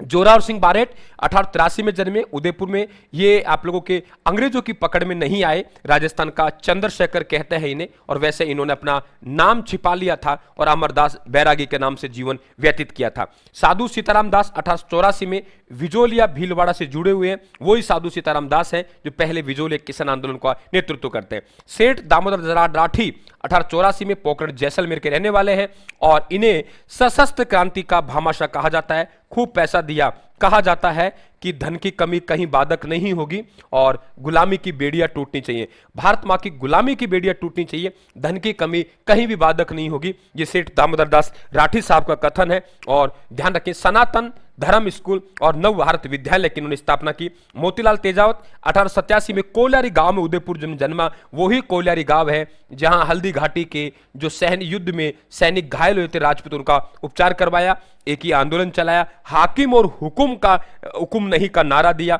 है ना।